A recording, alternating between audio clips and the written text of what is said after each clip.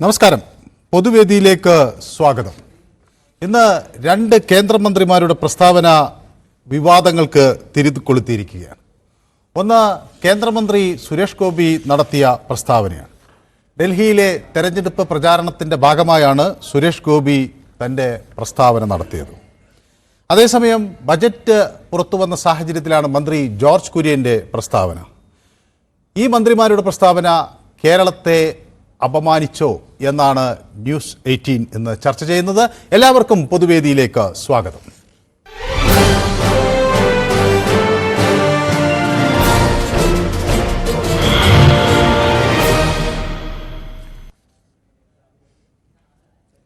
എൻ്റെ ആദ്യ കോളർ നമുക്കൊപ്പം ചേരും. ആദിവാസി വിഭാഗത്തിലെ ചുമതലകൾ വഹിക്കാൻ ഉന്നത കുലജാതർ വരണമെന്നാണ് കേന്ദ്രമന്ത്രി സുരേഷ് ഗോപിയുടെ പ്രസ്താവന. BJPയുടെ തെരഞ്ഞെടുപ്പ് പ്രചരണ പരിപാടിയുടെ ഭാഗമായി നടത്തിയ പരാമർശമാണ് വിവാദമായത്. ഗോത്രവിഭാഗത്തിന്റെ മന്ത്രിയാകാൻ താൻ ആഗ്രഹിച്ചിരുന്നുവെന്നും അത്തരം ജനാധിപത്യ മാറ്റങ്ങൾ ഉണ്ടാകണമെന്നും സുരേഷ് ഗോപി പറഞ്ഞു. കേരളം പിന്നാക്കമാണ് എന്ന് പ്രഖ്യാപിച്ചാൽ മതി എന്നായിരുന്നു ജോർജ് കുര്യന്റെ പ്രസ്താവന. രണ്ട് പ്രസ്താവനകളും വിവാദമായ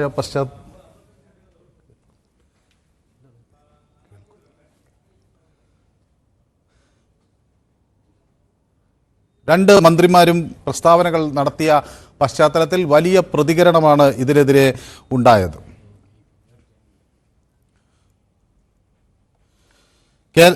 കേരളം പിന്നാക്കമാണെന്ന് പ്രഖ്യാപിക്കും, എന്നാൽ മറ്റ് സംസ്ഥാനങ്ങൾക്കായുള്ള വിദ്യാഭ്യാസപരമായ പിന്നോക്ക സാഹചര്യം ഉണ്ട്. അത് കേരളം പിന്നോക്കമാണെന്ന് പ്രഖ്യാപിച്ചാൽ കൂടുതൽ പണം കിട്ടും എന്നായിരുന്നു കേന്ദ്രമന്ത്രി സുരേഷ് ഗോപിയുടെ കേന്ദ്രമന്ത്രി ജോർജ് കുര്യന്റെ പ്രഖ്യാപനം. അതേസമയം അത് കമ്മീഷൻ പരിശോധിച്ച് ആവശ്യമായ റിപ്പോർട്ട് സമർപ്പിക്കും എന്നാണ് ജോർജ് കുര്യൻ വ്യക്തമാക്കിയത്. നിലവിൽ കിഴക്കൻ മേഖലയിലെ സംസ്ഥാനങ്ങളുടെ വികസനത്തിനാണ് കൂടുതൽ ശ്രദ്ധ ചെലുത്തുന്നത് എന്നും എയിംസ് ബഡ്ജറ്റിൽ അല്ല പ്രഖ്യാപിക്കുന്നത് എന്നും ആയിരുന്നു കേന്ദ്രമന്ത്രിയുടെ പ്രതികരണം. എൻ്റെ ആദ്യ കോളർ ശ്രീ അച്യുതനാണ്. അച്യുതൻ ചേരുന്നത് കോഴിക്കോട് നിന്നാണ്. ശ്രീ അച്യുതൻ, താങ്കൾ എങ്ങനെയാണ് ഈ കേന്ദ്രമന്ത്രിമാരുടെ പ്രഖ്യാപനത്തെ കാണുന്നത്? അതായത് ജോർജ് കുര്യൻ പറഞ്ഞതിൽ ഒരു തെറ്റും ഞാൻ കാണുന്നില്ല. ഇവിടുത്തെ മന്ത്രിമാരും അവിടുത്തെ പാർട്ടികളും ശരിക്കും പറഞ്ഞ കേരളം എല്ലാ സംഗതിയിലും മുൻപന്തിയിലാണെന്നാണ്. അപ്പം താഴെ ഇതിൽ നിൽക്കുന്ന സർക്കാരുകൾക്കൊക്കെ കേന്ദ്രം കൊടുക്കും, ഞങ്ങൾ വിദ്യാഭ്യാസവും ആരോഗ്യവും എല്ലാ സംഗതിയിലും മുൻപന്തിയിലാണെന്നാണ് ഇവര് പറഞ്ഞുകൊണ്ടിരിക്കുന്നത്. ഏത് സ്റ്റേജിലായാലും കണക്കപരമായിട്ട് പറഞ്ഞുകൊണ്ടിരിക്കുന്നത് അത് തന്നെയാണ്. അപ്പൊ അങ്ങനെയുള്ള പ്രസ്താവനകൾ ഇല്ലാത്ത പറയേണ്ടതൊന്ന് നിർത്തുക ആദ്യമായിട്ട്. ഇവര് ഞങ്ങൾക്ക് പണം ഇവിടെ വേണം, ഇന്ന കാര്യത്തിന് വേണം. ഇവിടെ ഡിസാസ്റ്റർ മാനേജ്മെന്റിൽ ഒരാൾക്ക് ഒരു കുടുംബത്തിന് 1 കോടി വെച്ച് കൊടുത്താലും ശരി, ബാക്കിയാണ് പൈസ എന്ന് കേന്ദ്രം പറയുന്നത്. അതില്ലാന്ന് ഇവര് കണക്കിട്ട് പറയണമില്ല. ഇവര് ഇതുവരെ കണക്ക് അവതരിപ്പിച്ചിട്ടില്ല. അതാണ് എനിക്ക് പറയാനുള്ളത്. വ്യക്തമാണ് താങ്കളുടെ പ്രതികരണം. കുഞ്ഞാമത് ചേരുന്നത് കോഴിക്കോട് നിന്നാണ്. ശ്രീ കുഞ്ഞാമത്, താങ്കൾ ഈ മന്ത്രിമാരുടെ പ്രതികരണങ്ങളെ എങ്ങനെയാണ് നോക്കിക്കാണുന്നത്? നമസ്കാരം സാർ. നമസ്കാരം. എനിക്ക് പറയാനുള്ളത്, ഇന്ത്യന്റെ പ്രസിഡന്റ് ഒരു പിന്നോക്ക വിവാദപ്പെട്ട ഒരാളാന്നുള്ള ഈ സുരേഷ് ഗോപിയോട് മറന്നുപോയി. രണ്ടാമത് ജോർജ് കുര്യനെ അപമാനിച്ച് കേരളത്തിലെ 3.5 കോടി ജനങ്ങളെയാ. നമ്മൾ ഈ കേരളത്തിൽ അല്ലേലും നമുക്കത് തോന്നിപ്പോവുക. 6 പ്രാവശ്യം ബീഹാറിനെ തലോടിയപ്പോ ഒരു പ്രാവശ്യം നമ്മൾ 13 ആവശ്യങ്ങൾ ഇവിടെ ഉന്നയിച്ചിട്ട് ഒരു കാര്യം നമ്മൾ പരിഗണിച്ചില്ല.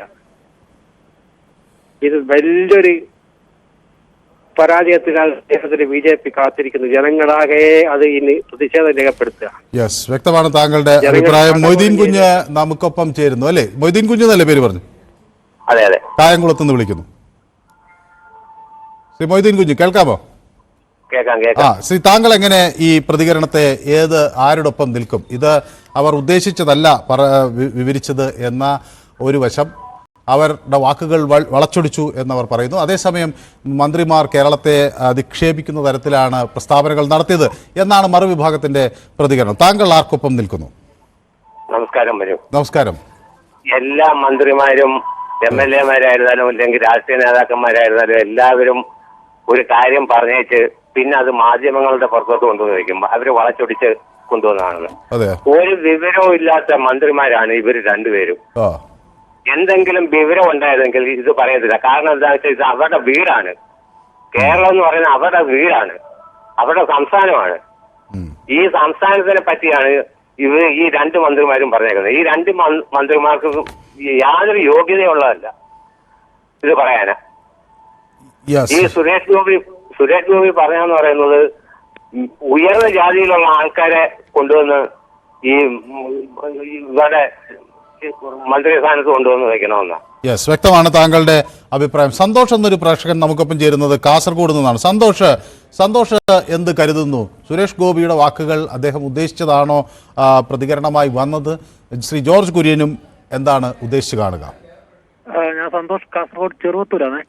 ഒരു സന്തോഷ് വേറെ. അതെ, നമുക്ക് കാസർഗോഡ് നിന്ന് രണ്ട് സന്തോഷുമാരുണ്ട്. അപ്പൊ എനിക്ക് തന്നെ പലപ്പോഴും തെറ്റിപ്പോവുകയാണ് ഇത് ഏത് സന്തോഷാണെന്ന്. ചെറുവത്തൂരിലെ സന്തോഷാണ്. സൗണ്ട് മാറ്റി വിളിച്ചു എന്നുള്ള പരാതി പിന്നെ വരണ്ട, അതുകൊണ്ടാണ്. അപ്പൊ എനിക്ക് ഇതിൽ പറയാനുള്ളത്, സുരേഷ് ഗോപി പറഞ്ഞത് എന്താ പറയണ്ടേ, അയാളെ കുറിച്ച് ഞാൻ പറഞ്ഞ കൂടിപ്പോവും. കാരണം സിനിമയിലുള്ള ആ ഡയലോഗ് പോലെ പറയാൻ ഒരു കേന്ദ്രമന്ത്രിക്ക് എങ്ങനെ സാധിക്കുന്നെന്നാണ്. കാരണം ഒരു ബ്രാഹ്മണൻ വേണമെന്ന് പറയുന്നത് ബാക്കിയുള്ളവരെയൊക്കെ നയിക്കാൻ വേണ്ടിയിട്ട്. ഇയാൾക്ക് പണ്ടത്തെ ഈ രാജഭരണകാലം പോലെയാണ് ഇത് സൂചിപ്പിക്കുന്നത്. നമുക്കറിയാം, ഇവിടെ തൃശ്ശൂർ വന്ന സമയത്ത് മാധ്യമപ്രവർത്തകരോട് പറഞ്ഞ കാര്യങ്ങളുണ്ട്. ഞാൻ വീട്ടിൽ നിന്ന് വരുമ്പോൾ വീട്ടിലത്തെ കാര്യം ചോദിക്കണം, ഓഫീസിൽ നിന്ന് വരുമ്പോൾ ഓഫീസിലെ കാര്യം. ഇയാളൊക്കെ കേന്ദ്രമന്ത്രി എങ്ങനെയായി എന്നാണ് എനിക്കറിയാത്തത്. പിന്നെ നമ്മളെന്താ ബീഹാറിനെ പോലെ, ഒറീസനെ പോലെയും പശ്ചിമ ബംഗാളിനെ പോലെയൊക്കെ ആവണോ? ഈ പിന്നൊക്കെ ജില്ലയായിട്ട് അങ്ങോട്ട് സംസ്ഥാനമായിട്ട് അവിടെ നിന്ന് ജോലിക്കാർ വരുന്ന പോലെ നമ്മളെല്ലാവരും അങ്ങോട്ട് പോകണോ? അപമാനിക്കല്ലേ ചെയ്യുന്നത്, കേരളത്തെ തീർത്തും അപമാനിക്കല്ലേ ചെയ്യുന്നത്. ഈ സുരേഷ് ഗോപി കേരളത്തെ മാത്രമല്ല, ഇന്ത്യയില് പിന്നെ ജാതീയമായിട്ട് തിരിച്ചുകൊണ്ട് തന്നെ അപമാനിക്കരുത്. നമ്മളെ രാഷ്ട്രപതി ആരാ? ദ്രൗപദി മുർമു. വ്യക്തമാണ്. ഏതായാലും വളരെ വ്യക്തമാണ് താങ്കളുടെ പ്രതികരണം. ഇപ്പോൾ സുരേഷ് ഗോപി ഒരു പുതിയ വിവരം വരുന്നത്, തന്റെ പ്രസ്താവന പിൻവലിച്ചിരിക്കുന്നു. താൻ പറഞ്ഞത് ആളുകൾക്ക് ഇഷ്ടപ്പെട്ടില്ലെങ്കിൽ താൻ ആ വാക്കുകൾ പിൻവലിക്കുന്നു എന്നാണ് സുരേഷ് ഗോപി പറയുന്നത്. ഏതായാലും നമ്മുടെ അടുത്ത കോളർ നമുക്കൊപ്പം ചേരുന്നത് മുരളിയാണ്. ശ്രീ മുരളി, കൊല്ലത്താണ് വിളിക്കുന്നത്. സാറേ നമസ്കാരം, ഞാൻ ഇടയം മുരളിയാണ്. യെസ്, ഇടയം മുരളിയാണ് നമ്മുടെ സ്ഥിരം പ്രേക്ഷകൻ. ഇടയം മുരളിയാണ്. ശ്രീ ഇടയം മുരളിയെ കുറെ ദിവസം കണ്ടില്ലല്ലോ എന്ന് ഞാൻ ആലോചിക്കുകയായിരുന്നു. എന്ത് പറ്റി? ഇന്നലെ ഒരുപാട് പ്രാവശ്യം ട്രൈ ചെയ്ത് ആ ബഡ്ജറ്റിന് എതിരെ 4 വർത്തമാനം പറയണമെന്ന് കരുതിയിട്ട് ബഡ്ജറ്റ് ഇഷ്ടപ്പെട്ടില്ലേ? ഒരുപാട് പ്രാവശ്യം ട്രൈ ചെയ്തിട്ട് കിട്ടിയില്ല. കാര്യം അത് പറയാതെ ഞാൻ ആ ജനങ്ങളെ പറ്റിക്കുന്ന ഒരു ബഡ്ജറ്റാണ് ഇന്നലെ അത് അവതരിപ്പിച്ചത്. അത് പറയാനെ കൊണ്ട് പരമാവധി ശ്രമിച്ചിട്ട് കിട്ടിയില്ല. സാരമില്ല, പറഞ്ഞല്ലോ. അതുകൊണ്ട് അതൊന്ന് സൂചിപ്പിച്ചെന്നുള്ളതേ ഉള്ളൂ. അത് ജനങ്ങളെ പറ്റിക്കുന്ന ഒരു ബഡ്ജറ്റാണ്. ശരി. അപ്പോ സുരേഷ് ഗോപി ഇപ്പൊ അദ്ദേഹത്തിന്റെ വാക്ക് പിൻവലിച്ചിരിക്കുന്നു. താൻ പറഞ്ഞത് തെറ്റായി പോയെങ്കിൽ അത് പിൻവലിക്കുന്നു എന്ന് പറഞ്ഞിരിക്കുന്നു. അതുകൊണ്ട് ഈ പ്രശ്നം അവസാനിച്ചു എന്ന് കരുതട്ടെ.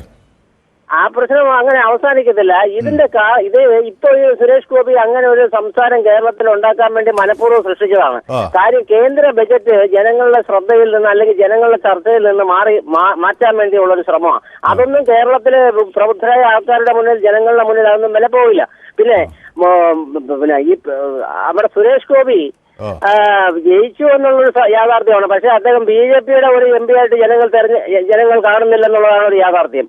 അദ്ദേഹം ഒരു നിഷ്പക്ഷനായ ഒരാളെന്നുള്ള നിലയിലാണ് അദ്ദേഹത്തെ തെരഞ്ഞെടുത്തിരിക്കുന്നത്. BJPയുടെ ഒരു MP ആയിട്ട് ജനങ്ങൾ കാണുന്നുമില്ല. അങ്ങനെയാണ് അദ്ദേഹം ജയിച്ചത്. അപ്പോ അദ്ദേഹം പറയുന്നത് അങ്ങനെ അദ്ദേഹത്തിന്റെ പ്രസ്താവന വെച്ച് നമ്മൾ പുറകോട്ടുള്ള കാര്യങ്ങൾ ചിന്തിച്ച് 1-ാം നൂറ്റാണ്ട്, 2-ാം നൂറ്റാണ്ട്, 3-ാം നൂറ്റാണ്ട് മുതൽ ഇങ്ങോട്ടുള്ള കാര്യങ്ങൾ ചിന്തിച്ചാൽ ഇവിടെ ആരാണ് ഉന്നത കുലജാതൻ, ആരാണ്? ഇതെല്ലാം സാറേ മനുഷ്യൻ സൃഷ്ടിച്ചതല്ലേ? ഇതെല്ലാം ഈ ജാതി വ്യവസ്ഥകളെല്ലാം മനുഷ്യൻ സൃഷ്ടിച്ചതല്ലേ? അത് നമ്മൾ ചിന്തിക്കണ്ടേ? നമ്മൾ മനുഷ്യ ജന്മം ഉണ്ടായ സമയത്ത് ഈ ഉന്നത കുലജാതരും അല്ലാത്തവരും ഉണ്ടായിരുന്നു ഇവിടെ? ഇല്ലല്ലോ. പക്ഷെ ഞാൻ ഒരു ചെറിയ സംശയം ചോദിക്കട്ടെ. അദ്ദേഹം ഉദ്ദേശിച്ചത് ഇപ്പോൾ പട്ടിക വിഭാഗങ്ങളുടെയൊക്കെ ഉന്നമനത്തിനായൊരു മന്ത്രിയെ സർക്കാർ നിയമിക്കുന്നുണ്ട്. അത് ആ വിഭാഗത്തിൽ നിന്നാകണമെന്നില്ല, മറുവിഭാഗത്തിൽ നിന്നാകാം. മറ്റേ വിഭാഗത്തിന് ഈ വിഭാഗത്തിൽ നിന്നുള്ള, പട്ടിക വിഭാഗത്തിൽ നിന്നുള്ള ആളുകൾ മറ്റു വിഭാഗങ്ങളുടെ കാര്യങ്ങൾ നോക്കുന്നതിൽ തെറ്റില്ല എന്ന് പറഞ്ഞു എന്നാണ് അദ്ദേഹം പറയുന്നത്. അങ്ങനെ ന്യായീകരിച്ചാൽ മതിയോ? അദ്ദേഹം അങ്ങനെ ഒരു വിഭാഗത്തിന് പിന്നെ പാർഷ്യലായിട്ടല്ലേ പ്രത്യേകം എടുത്ത് പറയേണ്ടത് ഒരു വെറും മണ്ടത്തരമാണ്, ഒരു മണ്ടനാണ് അദ്ദേഹം. അദ്ദേഹത്തിന് രാഷ്ട്രീയമായ കാര്യങ്ങൾ അറിയത്തില്ല. ശരി, വ്യക്തമാണ് താങ്കളുടെ അഭിപ്രായം. അടുത്ത കോളർ നമുക്കൊപ്പം ഗംഗാധരനാണ്. ശ്രീ ഗംഗാധരൻ, ഗംഗാധരൻ നായർ കോട്ടയത്തു നിന്നാണ് വിളിക്കുന്നത് അല്ലേ? ഹലോ ഹലോ, കേൾക്കാമോ? കേൾക്കാം. ശ്രീ ഗംഗാധരൻ നായർ, ഈ സുരേഷ് ഗോപി ഇപ്പോൾ അദ്ദേഹത്തിന്റെ വിവാദ പ്രസ്താവന പിൻവലിച്ചിരിക്കുന്നു. ആളുകൾക്ക് വിഷമമുണ്ടായെങ്കിൽ താൻ തന്റെ പ്രസ്താവന പിൻവലിക്കുന്നു എന്ന് പറയുന്നു. പക്ഷേ ജോർജ് കുര്യൻ അങ്ങനെ പ്രസ്താവനയുമായി തന്നെ മുന്നോട്ട് പോവുകയാണ്. താങ്കൾ ഈ മന്ത്രിമാരുടെ ഈ നിലപാടിനെ എങ്ങനെയാണ് നോക്കിക്കാണുന്നത്? ഞാൻ നോക്കിക്കാണുന്നത് ഇവർ രണ്ടുപേരുടെ പ്രസ്താവനയും വലിയ തെറ്റില്ലെന്ന് എനിക്ക് തോന്നുന്നത്. കാര്യം എന്താണെന്ന് വെച്ച് കഴിഞ്ഞാൽ ജോർജ് കുര്യൻ പറഞ്ഞത് കേരളം നമ്പർ 1 ആണല്ലോ, മറ്റു സംസ്ഥാനങ്ങളിൽ അപേക്ഷിച്ച് എല്ലാത്തിലും നമ്പർ 1 ആണെന്നാണ് പറയുന്നത്. അതുകൊണ്ട് പിന്നോക്കം നിൽക്കുന്ന സംസ്ഥാനങ്ങളെ ഉയർത്തിക്കൊണ്ടുവരേണ്ടത് കേന്ദ്ര ഗവൺമെന്റിന്റെ കടമയാണ്. അതുകൊണ്ട് അവർക്ക് മറ്റു സംസ്ഥാനങ്ങൾക്ക് ചിലപ്പോൾ കൂടുതൽ എന്തെങ്കിലുമൊക്കെ വാരിക്കോരി കൊടുത്തെന്ന് വരാം, അവർ ഉയർത്തിക്കൊണ്ടുവരേണ്ടതായിട്ടുണ്ട്. പിന്നെ സുരേഷ് ഗോപി പറഞ്ഞത് ഇവിടുത്തെ ഗോത്ര വിഭാഗത്തെ സംബന്ധിച്ചിടത്തോളം അവർ ഇന്നേ വരെ കേന്ദ്ര സർക്കാർ ഒരുപാട് ഫണ്ടുകൾ കൊടുത്തിട്ടും അവർ ഇന്നേ വരെ ഉയർന്നു വന്നിട്ടില്ല. അതുകൊണ്ട് അവരെ ഉയർത്തിക്കൊണ്ടുവരാൻ ഒരു ഉന്നത കുല ജാതിക്കാരൻ വേണമെന്ന് പറഞ്ഞതിൽ തെറ്റില്ലെന്നാണ് എന്റെ അഭിപ്രായം. ഉന്നത കുല ജാതിക്കാരനുണ്ടോ അങ്ങനെ ആരെങ്കിലും നമ്മുടെ നാട്ടിൽ? അല്ല, ഉന്നത കുല ജാതിക്കാരൻ എന്ന് വെച്ചു കഴിഞ്ഞാൽ അത് ഏത് ജാതിപ്പെട്ടവനും ആകാം. അവർക്ക് എന്തെങ്കിലും നല്ല ചെയ്യണമെന്നുള്ളൊരു മനസ്സുള്ള ആൾ വേണമെന്നുള്ളതേ ഉള്ളൂ. ശരി, വ്യക്തമാണ് താങ്കളുടെ അഭിപ്രായം. ഈ അബ്ദുള്ള KP വളരെ രസകരമായൊരു കമന്റ് എനിക്ക് അയച്ചിരിക്കുന്നത്. അതായത് മീനൊന്നു പോയാലും പൂച്ചയുടെ സ്വഭാവം മനസ്സിലായില്ലേ എന്നുള്ളതാണ് അബ്ദുള്ള പറയുന്നത്. ഒരു പഴയ കാലത്ത് ആളുകൾ പറഞ്ഞു കേട്ട ഒരു രീതിയാണ്. ഏതായാലും വളരെ സ്വാഭാവികമായി ഉള്ള ഒരു പ്രതികരണം എന്ന നിലയിൽ അബ്ദുള്ള KP പറയുന്നു, മീനൊന്ന് നഷ്ടപ്പെട്ടാൽ എന്ത്, പൂച്ചയുടെ സ്വഭാവം മനസ്സിലായല്ലോ എന്ന് പറഞ്ഞതുപോലെയാണ് മന്ത്രിമാരുടെ സ്വഭാവം ഇപ്പോൾ മനസ്സിലായല്ലോ എന്നാണ്. മനോഹരൻ MP പറയുന്നത്, Adivasi and scheduled class people are given only those small department, they should be given prime departments like home extra എന്ന് മനോഹരൻ MP പറയുന്നു. അങ്ങനെ ആദിവാസി വിഭാഗത്തിന് അതൊരു ചെറിയൊരു ഒരു പരിധിവരെ മനോഹരൻ MPയുടെ ഒരു ആരോപണം ശരിയുണ്ട്. പലപ്പോഴും ഈ പിന്നോക്ക വിഭാഗത്തിൽ നിന്ന് വരുന്ന മന്ത്രിമാർ അവർക്ക് പിന്നോക്ക വിഭാഗത്തിൻ്റെ ക്ഷേമം എന്ന തരത്തിൽ തന്നെയാണ് അത് കൊടുക്കുന്നത്. അതേസമയം അവർക്കല്ലാത്ത വിഭാഗങ്ങൾ പലരും കൈകാര്യം ചെയ്തിട്ടുണ്ട്. പല ആളുകളും മന്ത്രിമാരും അവർ ജയിക്കുകയും അവർ ഈ പിന്നോക്ക വിഭാഗം മാത്രമല്ല, അതിപ്പോൾ നീതി നിയമമന്ത്രിയായി ഒക്കെ ആളുകൾ ഇവിടെ സേവനം അനുഷ്ഠിച്ചിട്ടുണ്ട്. നമ്മുടെ രാഷ്ട്രപതി തന്നെ പട്ടിക വിഭാഗത്തിൽ നിന്ന് വരുന്ന ഒരു നേതാവാണ്. അപ്പോൾ സ്വാഭാവികമായും അതൊക്കെ ഉണ്ട്. ഏതായാലും അതൊക്കെ കൂടുതൽ വേണം എന്നാണ് മനോഹരൻ MP പറയുന്നത്. അഭിലാഷ് KS പറയുന്നു, അഭിലാഷ് SGക്ക് അപ്പോൾ ഗംഗാധരനായിരിക്കും പിന്തുണ കൊടുത്തതെന്ന് കറക്റ്റ് എന്ന് പറയുന്നു. യെസ്, ഓക്കെ, അതാണ് അഭിലാഷിൻ്റെ പ്രതികരണം. അടുത്ത കോളർ നമുക്കൊപ്പം ചേരുന്നത് ശരത്താണ്. ശരത്ത് തിരുവനന്തപുരത്ത് നിന്നാണ് വിളിക്കുന്നത് അല്ലേ? ശ്രീ ശരത്ത്, ഈ ജോർജ് കുര്യൻ്റെ ഈ പ്രസ്താവന കേട്ട് കാണുമല്ലോ. കേരളത്തിന് എന്തുകൊണ്ട് പണം കിട്ടിയില്ല എന്നതിനെ സംബന്ധിച്ച് എന്താണ് ശരത്തിന് തോന്നുന്നത്? നമുക്ക് ചൂരൽമല, മുണ്ടക്കൈ തുടങ്ങിയ പ്രദേശങ്ങളുടെ പുനരധിവാസം ഒരു വലിയ പ്രശ്നമായി കേരളത്തിന് മുന്നിൽ നിൽക്കുകയാണ്. അതിന് നമുക്ക് വേണ്ട സഹായം കിട്ടിയില്ല എന്ന ആരോപണം ശരിയല്ലേ ശരത്തെ? ഇതിപ്പോ സുരേഷ് ഗോപി സാറും ജോർജ് കുര്യൻ സാറും പറഞ്ഞത്, ഇപ്പൊ നമുക്ക് സുരേഷ് ഗോപി സാറിന്റെയാണ് ജാതിപരമായിട്ടുള്ള ചില പരാമർശങ്ങൾ ഇപ്പോൾ പറയുന്നത്. പക്ഷെ നമുക്ക് കേരളത്തിന് കിട്ടേണ്ട പല ആനുകൂല്യങ്ങളും കിട്ടുന്നില്ല. ഇപ്പൊ വളരെ ബുദ്ധിമുട്ടിലാണ് കേരളത്തിൽ പല കാര്യങ്ങളും പോയിക്കൊണ്ടിരിക്കുന്നത്. ഇപ്പൊ നമുക്ക് ഉദാഹരണം പറയുകയാണെങ്കിൽ ക്രിക്കറ്റ് കളിയുടെ കാര്യം വരുമ്പോൾ തന്നെ കേരളത്തിൽ നിന്നുള്ള പല ആൾക്കാരെയും ഉൾപ്പെടുത്തുന്നതിനുള്ള പരാതി നേരത്തെ ഉണ്ട്. ഈ കേന്ദ്രത്തിൽ നിന്നുള്ള അവഗണന കേരളത്തിന് കിട്ടുമ്പോൾ കേരളത്തിലുള്ള ആൾക്കാർ തന്നെ ഇങ്ങനെ പറയുമ്പോഴും നമുക്ക് തീർച്ചയായിട്ടും വലിയൊരു വിഷമം തോന്നുന്നു. യെസ്, വ്യക്തമാണ്. അഭിലാഷിനോടൊപ്പം തന്നെ മുരളി പെരിയിൽ പറയുന്നു, both LDF and UDF started തുള്ളൻകളി ഫോർ മൈനോറിറ്റി സപ്പോർട്ട് എന്നാണ്. അപ്പോൾ മൈനോറിറ്റി സപ്പോർട്ടിന് വേണ്ടിയല്ല, ഇത് ഒരു ബജറ്റുമായി ബന്ധപ്പെട്ടൊരു കാര്യമല്ല. ഇപ്പോൾ സ്വാഭാവികമായും അത് കേരളത്തിലെ വലിയ ഭൂരിപക്ഷം ജനങ്ങളും നമുക്ക് കൂടുതൽ എന്തെങ്കിലുമൊക്കെ കേന്ദ്രത്തിൽ നിന്ന് കിട്ടണം എന്ന് ആഗ്രഹിക്കുന്നു. നമ്മൾ ഇപ്പോൾ ഒരുപക്ഷെ സാമ്പത്തികമായോ അല്ലെങ്കിൽ ജീവിത നിലവാരം കൊണ്ടോ ആരോഗ്യം കൊണ്ടോ വിദ്യാഭ്യാസ മേഖലയിലോ ഒക്കെ മുന്നിലാണെങ്കിലും നമ്മൾ നേരിടുന്ന നമ്മളുടേതായ പ്രശ്നങ്ങളുണ്ട്. ഇപ്പോൾ മലയിടിച്ചിലുണ്ടാകുന്നു, അതുപോലെ പ്രകൃതി ദുരന്തങ്ങൾ ഉണ്ടാകുന്നു. ഇതൊക്കെ എന്തൊക്കെ വികസനങ്ങൾ നടത്തിയാലും നമുക്ക് തടയാൻ പറ്റാത്ത ചില ഘടകങ്ങളാണ്. അപ്പോൾ അത്തരം ഘട്ടങ്ങളിൽ ഒരു കൈത്താങ്ങ് ആവുക എന്നത് കേന്ദ്രത്തിൽ നിന്ന് നമ്മൾ പ്രതീക്ഷിക്കുന്നു. അത് കിട്ടാതെ പോയതിൻ്റെ ഒരു വിഷമം ഉണ്ട്. സുരേഷ് സാർ ടോൾഡ് കറക്റ്റ് എന്ന് പറയുന്നു. യെസ്, സുരേഷിനാണ് പിന്തുണ നൽകിയിരിക്കുന്നത്. യെസ്, വ്യക്തമാണ് താങ്കളുടെ അഭിപ്രായം. അടുത്തത് നമ്മുടെ കോൾ ഷാജിയാണ്, പത്തനംതിട്ടയിൽ നിന്നാണ് വിളിക്കുന്നത്. ശ്രീ ഷാജി. ഹലോ, നമസ്കാരം സാറേ. നമസ്കാരം. എന്താണ് മൊത്തത്തിൽ വിവാദങ്ങളാണ്? രണ്ട് കേന്ദ്രമന്ത്രിമാർക്കെതിരെയാണ് ഇപ്പോൾ ഇന്ന് ശക്തമായ പ്രതിഷേധം വന്നിരിക്കുന്നത്. മന്ത്രി റിയാസ് ജോർജ് കുര്യനെതിരെ ശക്തമായ നിലപാടാണ് എടുത്തിരിക്കുന്നത്. സംസ്ഥാനങ്ങളുടെ ആവശ്യങ്ങൾ നേടിയെടുക്കാനുള്ള ആർജവും ഇച്ഛാശക്തിയും ജോർജ് കുര്യനും സുരേഷ് ഗോപിക്കും ഇല്ല എന്ന് പ്രതിപക്ഷ നേതാവ് പറയുന്നു. ഇതിനിടെ സാറേ, ഈ ഉന്നത പദവിയിലിരിക്കുന്ന സുരേഷ് ഗോപിക്ക് വേറൊരു പണിയുമില്ലേ? അദ്ദേഹം നാളെ കേരളത്തിന്റെ ഒരു പ്രധാനമന്ത്രിയെങ്കിലും ആവേണ്ട ഒരാളാണോ?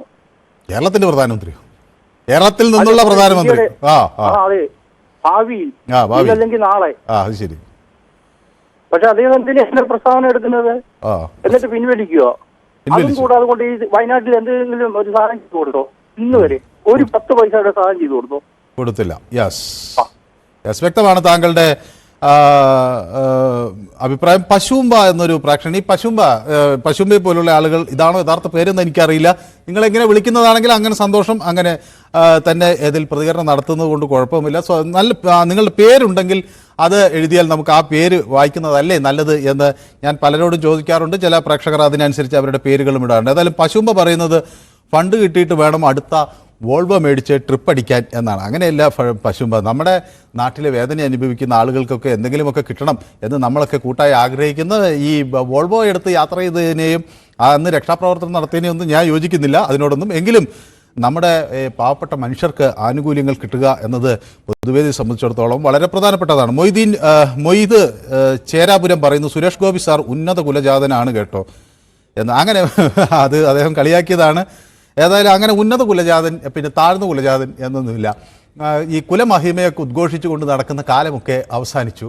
ഇപ്പോൾ ആളുകൾ നമ്മൾ നോക്കുന്നത്, നമ്മളെ മനസ്സിലാക്കുന്നത് നമ്മുടെ വ്യക്തിത്വം, നമ്മുടെ സ്വഭാവം, ആളുകളോടുള്ള നമ്മുടെ പെരുമാറ്റം, നമ്മുടെ കഴിവ്, മറ്റുള്ളവരെ സഹായിക്കാനുള്ള മനസാന്നിധ്യം, അതുപോലെ സന്നദ്ധത, ഇതൊക്കെയാണ് ഇന്ന് വലിയൊരു മികവായി പല ആളുകളും എടുക്കുന്നത്. നമ്മൾ പലപ്പോഴും സ്നേഹിക്കുകയും ഇഷ്ടപ്പെടുകയും ചെയ്യുന്നത് ആളുകളുടെ ജാതിയോ മതമോ ഉന്നത കുലം എന്നൊക്കെ അവർ പണ്ട് പറഞ്ഞിരുന്ന കാര്യങ്ങളിൽ പെട്ടതാണോ എന്നൊന്നും നോക്കിയല്ല. ആളുകളെ നമ്മൾ ഇഷ്ടപ്പെടുന്നത് അവർ ഇന്നത്തെ കാലത്ത് മറ്റുള്ളവർക്ക് എന്ത് ഗുണം ചെയ്യുന്നു എന്നതാണ്. ജാതി ചിന്തയുള്ള സുരേഷ് ഗോപിയെ പോലുള്ള ആൾക്കാരെ എന്ത് ചെയ്യാൻ കഴിയും എന്നാണ് ചേരാപുരം ചോദിക്കുന്നത്. ചേരാപുരത്തിനോട് എനിക്ക് എന്ത് പറയാൻ കഴിയും?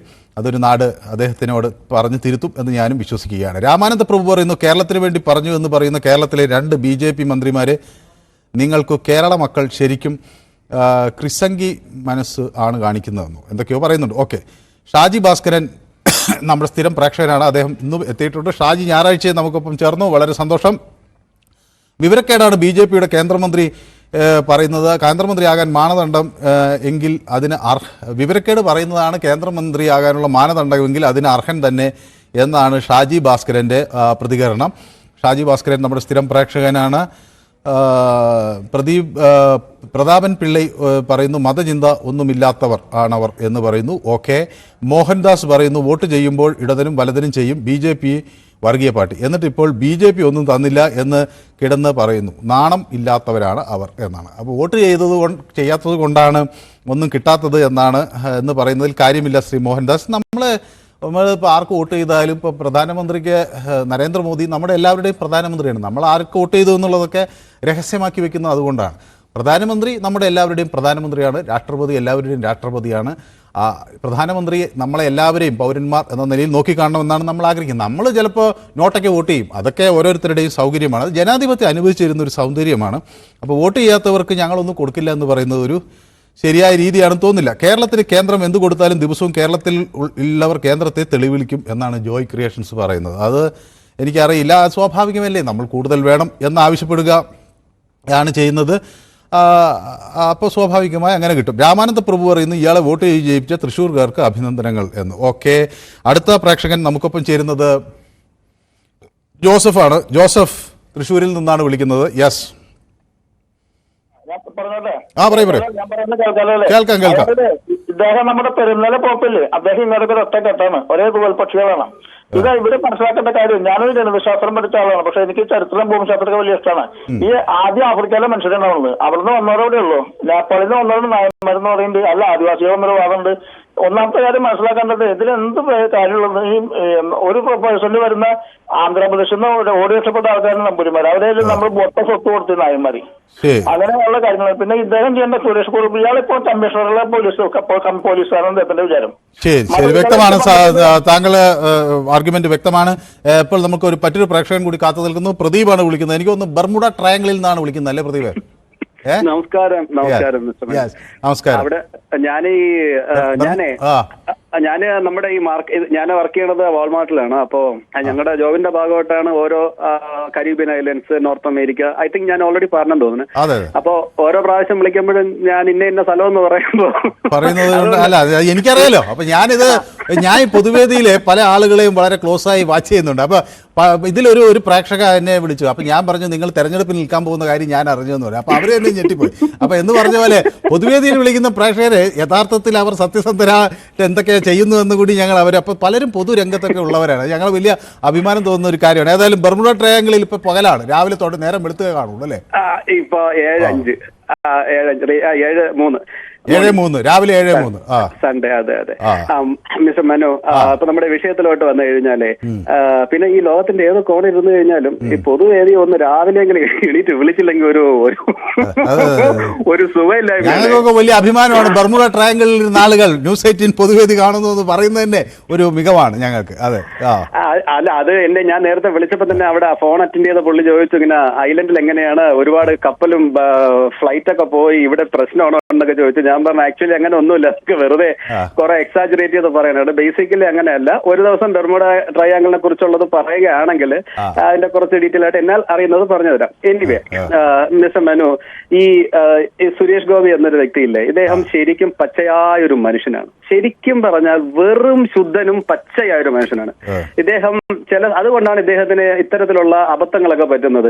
എനിക്ക് തോന്നുന്നത്, ഇത് ഞാൻ ഫുള്ളും ന്യൂസ് കണ്ടില്ല, വാലും തുമ്പോണ് കണ്ടത്. അതിൽ നിന്ന് ഞാൻ മനസ്സിലാക്കിയത്, ഈ താഴ്ന്ന കുലത്തിൽ നിന്ന് വരുന്നവര് അവരുടെ തന്നെ റെപ്രസെന്റ് ചെയ്യുമ്പോൾ അവർക്ക് വേണ്ടത് പ്രോപ്പറായി ചെയ്യുന്നില്ല. അതുകൊണ്ട് എല്ലാരെയും അങ്ങോട്ടും ഇങ്ങോട്ടൊക്കെ മാറ്റിവിട്ട് താഴ്ന്ന, അതായത് എന്താ പറയുക, ഉദ്ദേശിച്ചത് അതായിരിക്കും, അതെനിക്ക് മനസ്സിലായി. പക്ഷെ പറഞ്ഞു വന്നത് എന്താണെന്നറിയാമോ, ഉന്നത കുലജാതൻ. ഞാൻ ഒന്നാമത് സുരേഷ് ഗോപി നേരത്തെ തന്നെ ഞാൻ ബ്രാഹ്മണനാകാൻ അടുത്ത ജന്മത്തിൽ ആഗ്രഹിക്കുന്നു എന്നൊക്കെ പ്രസ്താവനകൾ നടത്തിക്കൊണ്ട് സ്വാഭാവികമായും അത് വിവാദത്തിലാകുമായിരുന്നു. അതായത് അദ്ദേഹം അത് പിൻവലിച്ചു കേട്ടോ. അത് എനിക്ക് പിൻവലിച്ചാലും മിസ്റ്റർ മനു, ഇതിന് എനിക്ക് ശക്തമായി അദ്ദേഹത്തോട് വിയോജിപ്പുണ്ട്. കാരണം സുരേഷ് ഗോപിയെ സാധാരണ ഒരു രാഷ്ട്രീയക്കാരനായിട്ടല്ല ഒരു വ്യക്തികളും കാണുന്നത്. സുരേഷ് ഗോപിയുടെ ഭാഗത്തുനിന്ന് സുരേഷ് ഗോപിയെ എനിക്കെല്ലാം ഒരുപാട് ഇഷ്ടം എന്നുള്ളത്, അദ്ദേഹം മറ്റുള്ളവരുടെ കഷ്ടപ്പാട് കാണുമ്പോൾ അത് കമ്മ്യൂണിസ്റ്റ് ആണോ, BJP ആണോ, കോൺഗ്രസോ, അല്ലെങ്കിൽ ഒരു മതമോ നോക്കാതെ അവരെ മാറോട് ചേർത്ത് പിടിച്ച് അവരെ സഹായിക്കുന്ന ഒരു നല്ല മനസ്സാണ് അദ്ദേഹത്തിൽ ഞാൻ കാണുന്നത്. പക്ഷേ ഇതുപോലത്തെ പൊട്ടത്തനം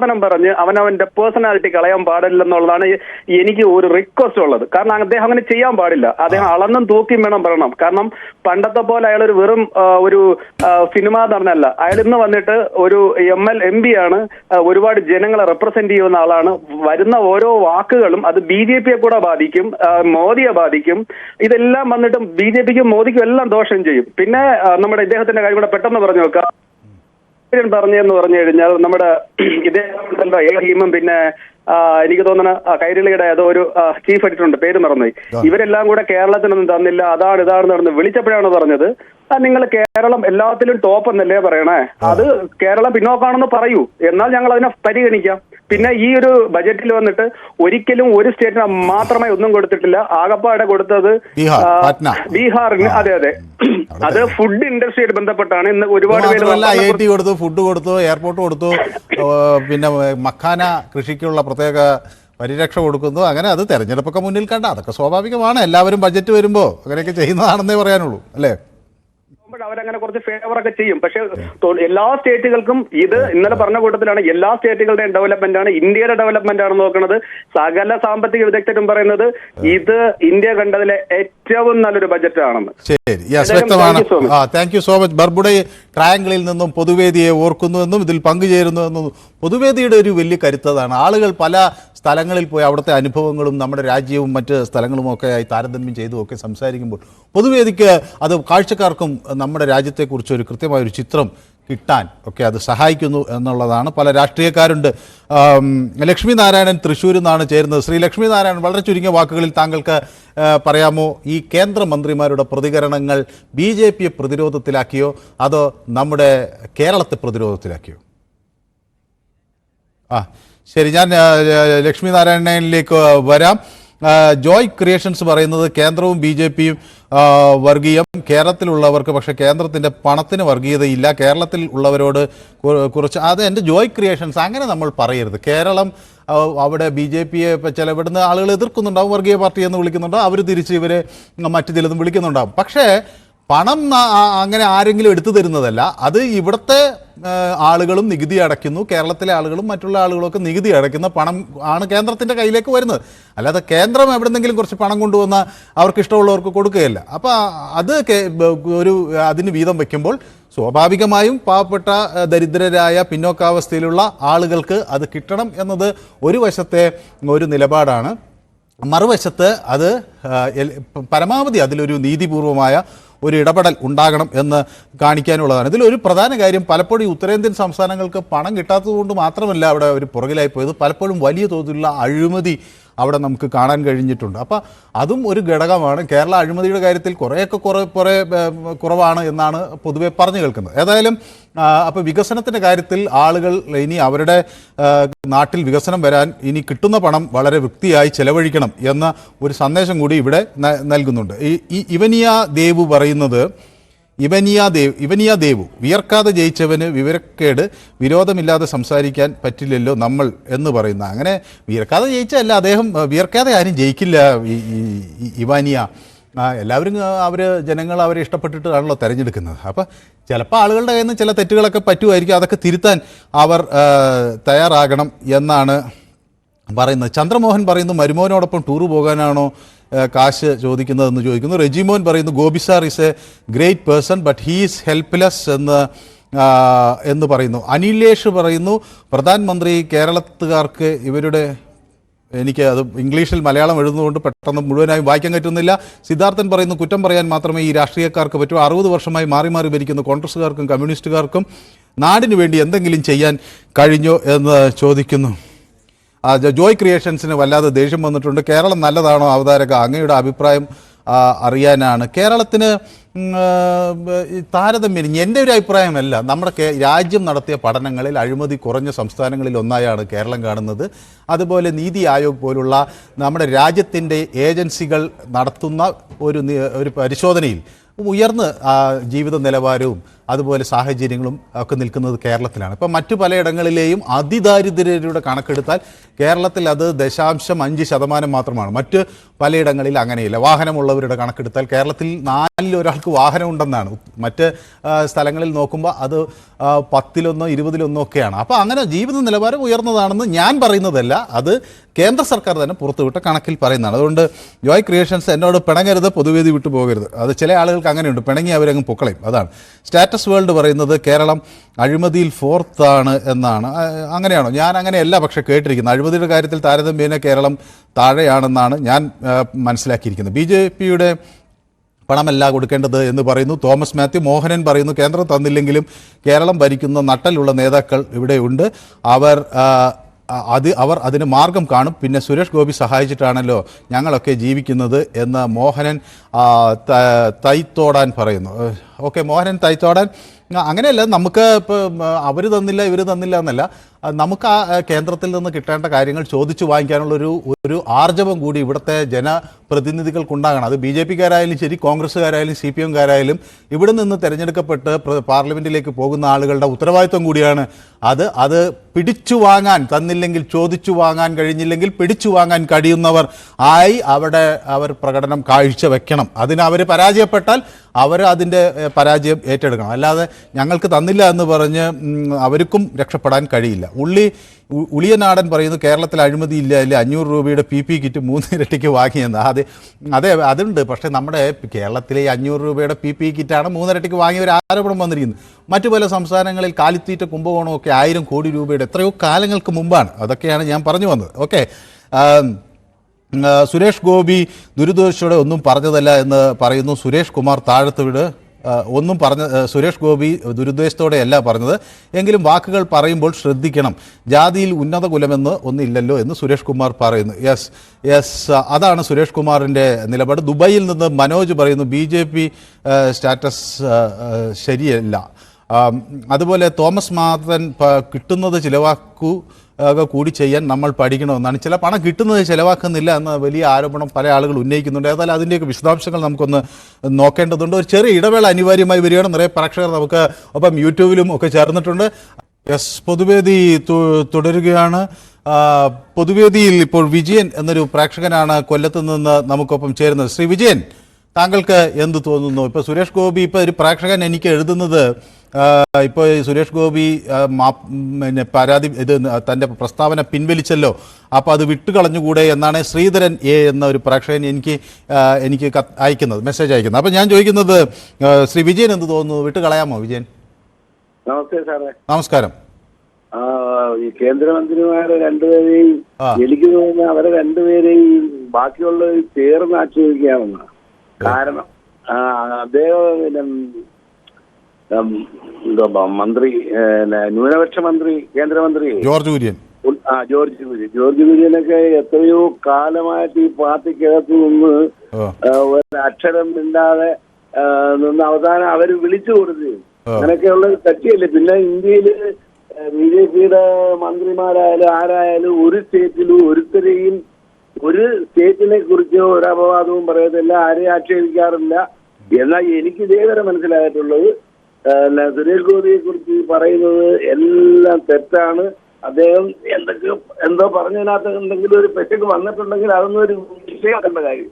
കാരണം അദ്ദേഹം ജാതിയും മതവും വർഗവും ഒന്നും നോക്കിയല്ല, രാഷ്ട്രീയവും ഒന്നും നോക്കിയല്ല അദ്ദേഹം ഈ നാട്ടിൽ നമ്മളെല്ലാരും ഈ ചാനലുകളിൽ കൂടി കണ്ടുകൊണ്ടിരിക്കുന്നതും അല്ലാതെ നെറ്റിൽ കൂടിയൊക്കെ നമ്മൾ കണ്ടുകൊണ്ടിരിക്കുന്നത്. വ്യക്തമാണ്. താങ്കളുടെ അഭിപ്രായം വളരെ കൃത്യവുമാണ്.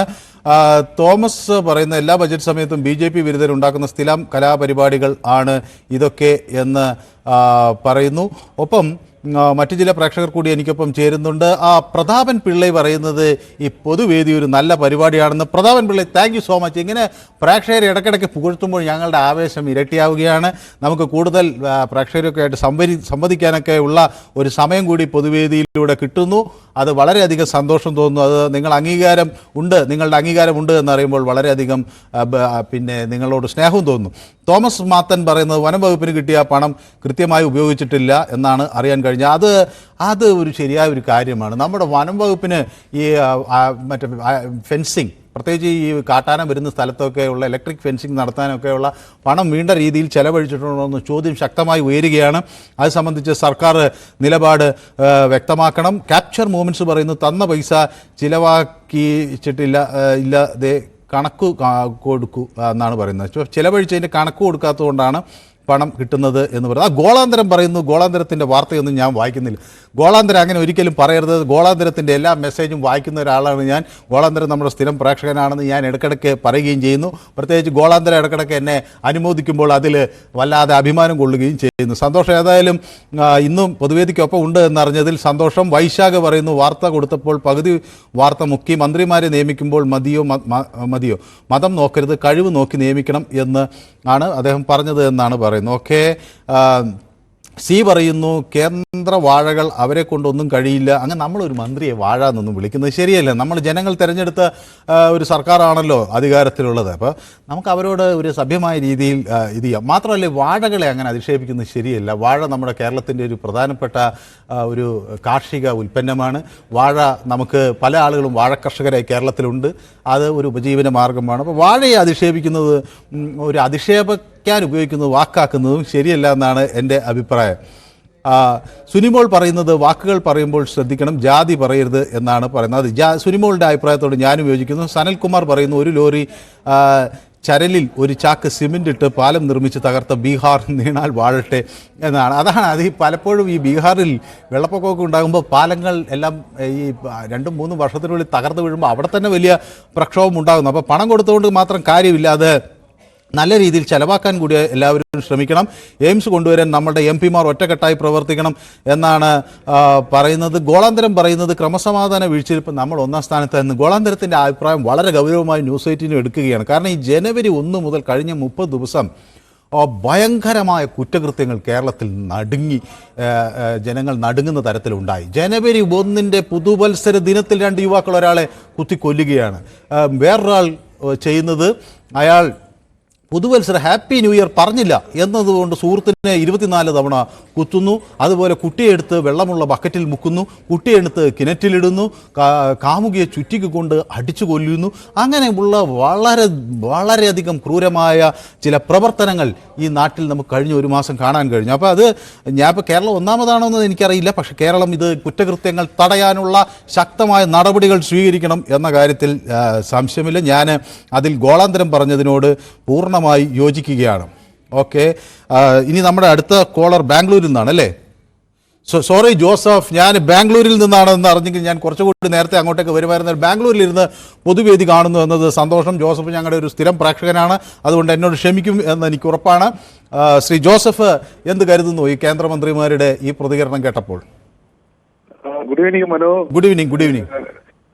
വെരി എന്റർടൈനിങ് പ്രോഗ്രാം മനുവിന്റെ presentation. Thank you so much. ഇതൊക്കെ ഞങ്ങൾക്കൊരു തരുന്ന ഊർജം എത്രയാണെന്ന് പറഞ്ഞറിയിക്കാൻ കഴിയാത്തതാണ് കേട്ടോ. അതോടൊപ്പം എനിക്ക് പറഞ്ഞ ചില ആൾക്കാർ താങ്കളെ ചില പാർട്ടിക്കാരുടേതായിട്ട് ലേബൽ ചെയ്യുന്നതിനോട് എനിക്ക് വളരെ ന്യൂട്രൽ ആയിട്ടാണ് താങ്കൾ സംസാരിക്കുന്നത്. Thank you so much. ഈ വിഷയത്തിലേക്ക് വന്നാല് ഈ ബഹുമാനപ്പെട്ട സുരേഷ് ഗോപി പെട്ടെന്നൊരു ആക്സിഡന്റ് ആയി ഹോസ്പിറ്റലിൽ ചെന്ന് കഴിഞ്ഞാൽ അദ്ദേഹം താങ്കൾ താഴ്ന്നവനാണോ അതോ ബ്രാഹ്മണനാണോ ചികിത്സ മതിയെന്ന് പറയുമോ എന്നാണ് എനിക്ക് കാര്യത്തിൽ ചോദിക്കാനുള്ളത്. ഒരു മന്ത്രിയായി കഴിഞ്ഞാൽ അദ്ദേഹത്തിന്റെ കുടുംബം പോലും നിന്ന് മാറുകയാണ്. കുടുംബത്തിൽ നിന്ന് തന്നെ രാജ്യത്തിന് വേണ്ടി മാറി സേവനത്തിന് വേണ്ടി പോകുന്ന ഒരു വ്യക്തിയായിട്ടാണ് മാറുന്നത്. അപ്പോ ഈ മുഴുവൻ ആൾക്കാരെയും കൊണ്ടുപോകുന്ന രീതിയിൽ നാവ് ചലിപ്പിക്കാൻ അദ്ദേഹം ശ്രദ്ധിക്കുന്നില്ല എന്ന് അദ്ദേഹം നല്ല മനുഷ്യനാണെന്നുള്ള അഭിപ്രായക്കാരനാണ് എനിക്കുള്ളത്. പക്ഷേ ഇത് പല പ്രാവശ്യമായി ഇങ്ങനെ എവിടെയോ ഒരു പൊറലുണ്ടാക്കിയിട്ടുണ്ട്.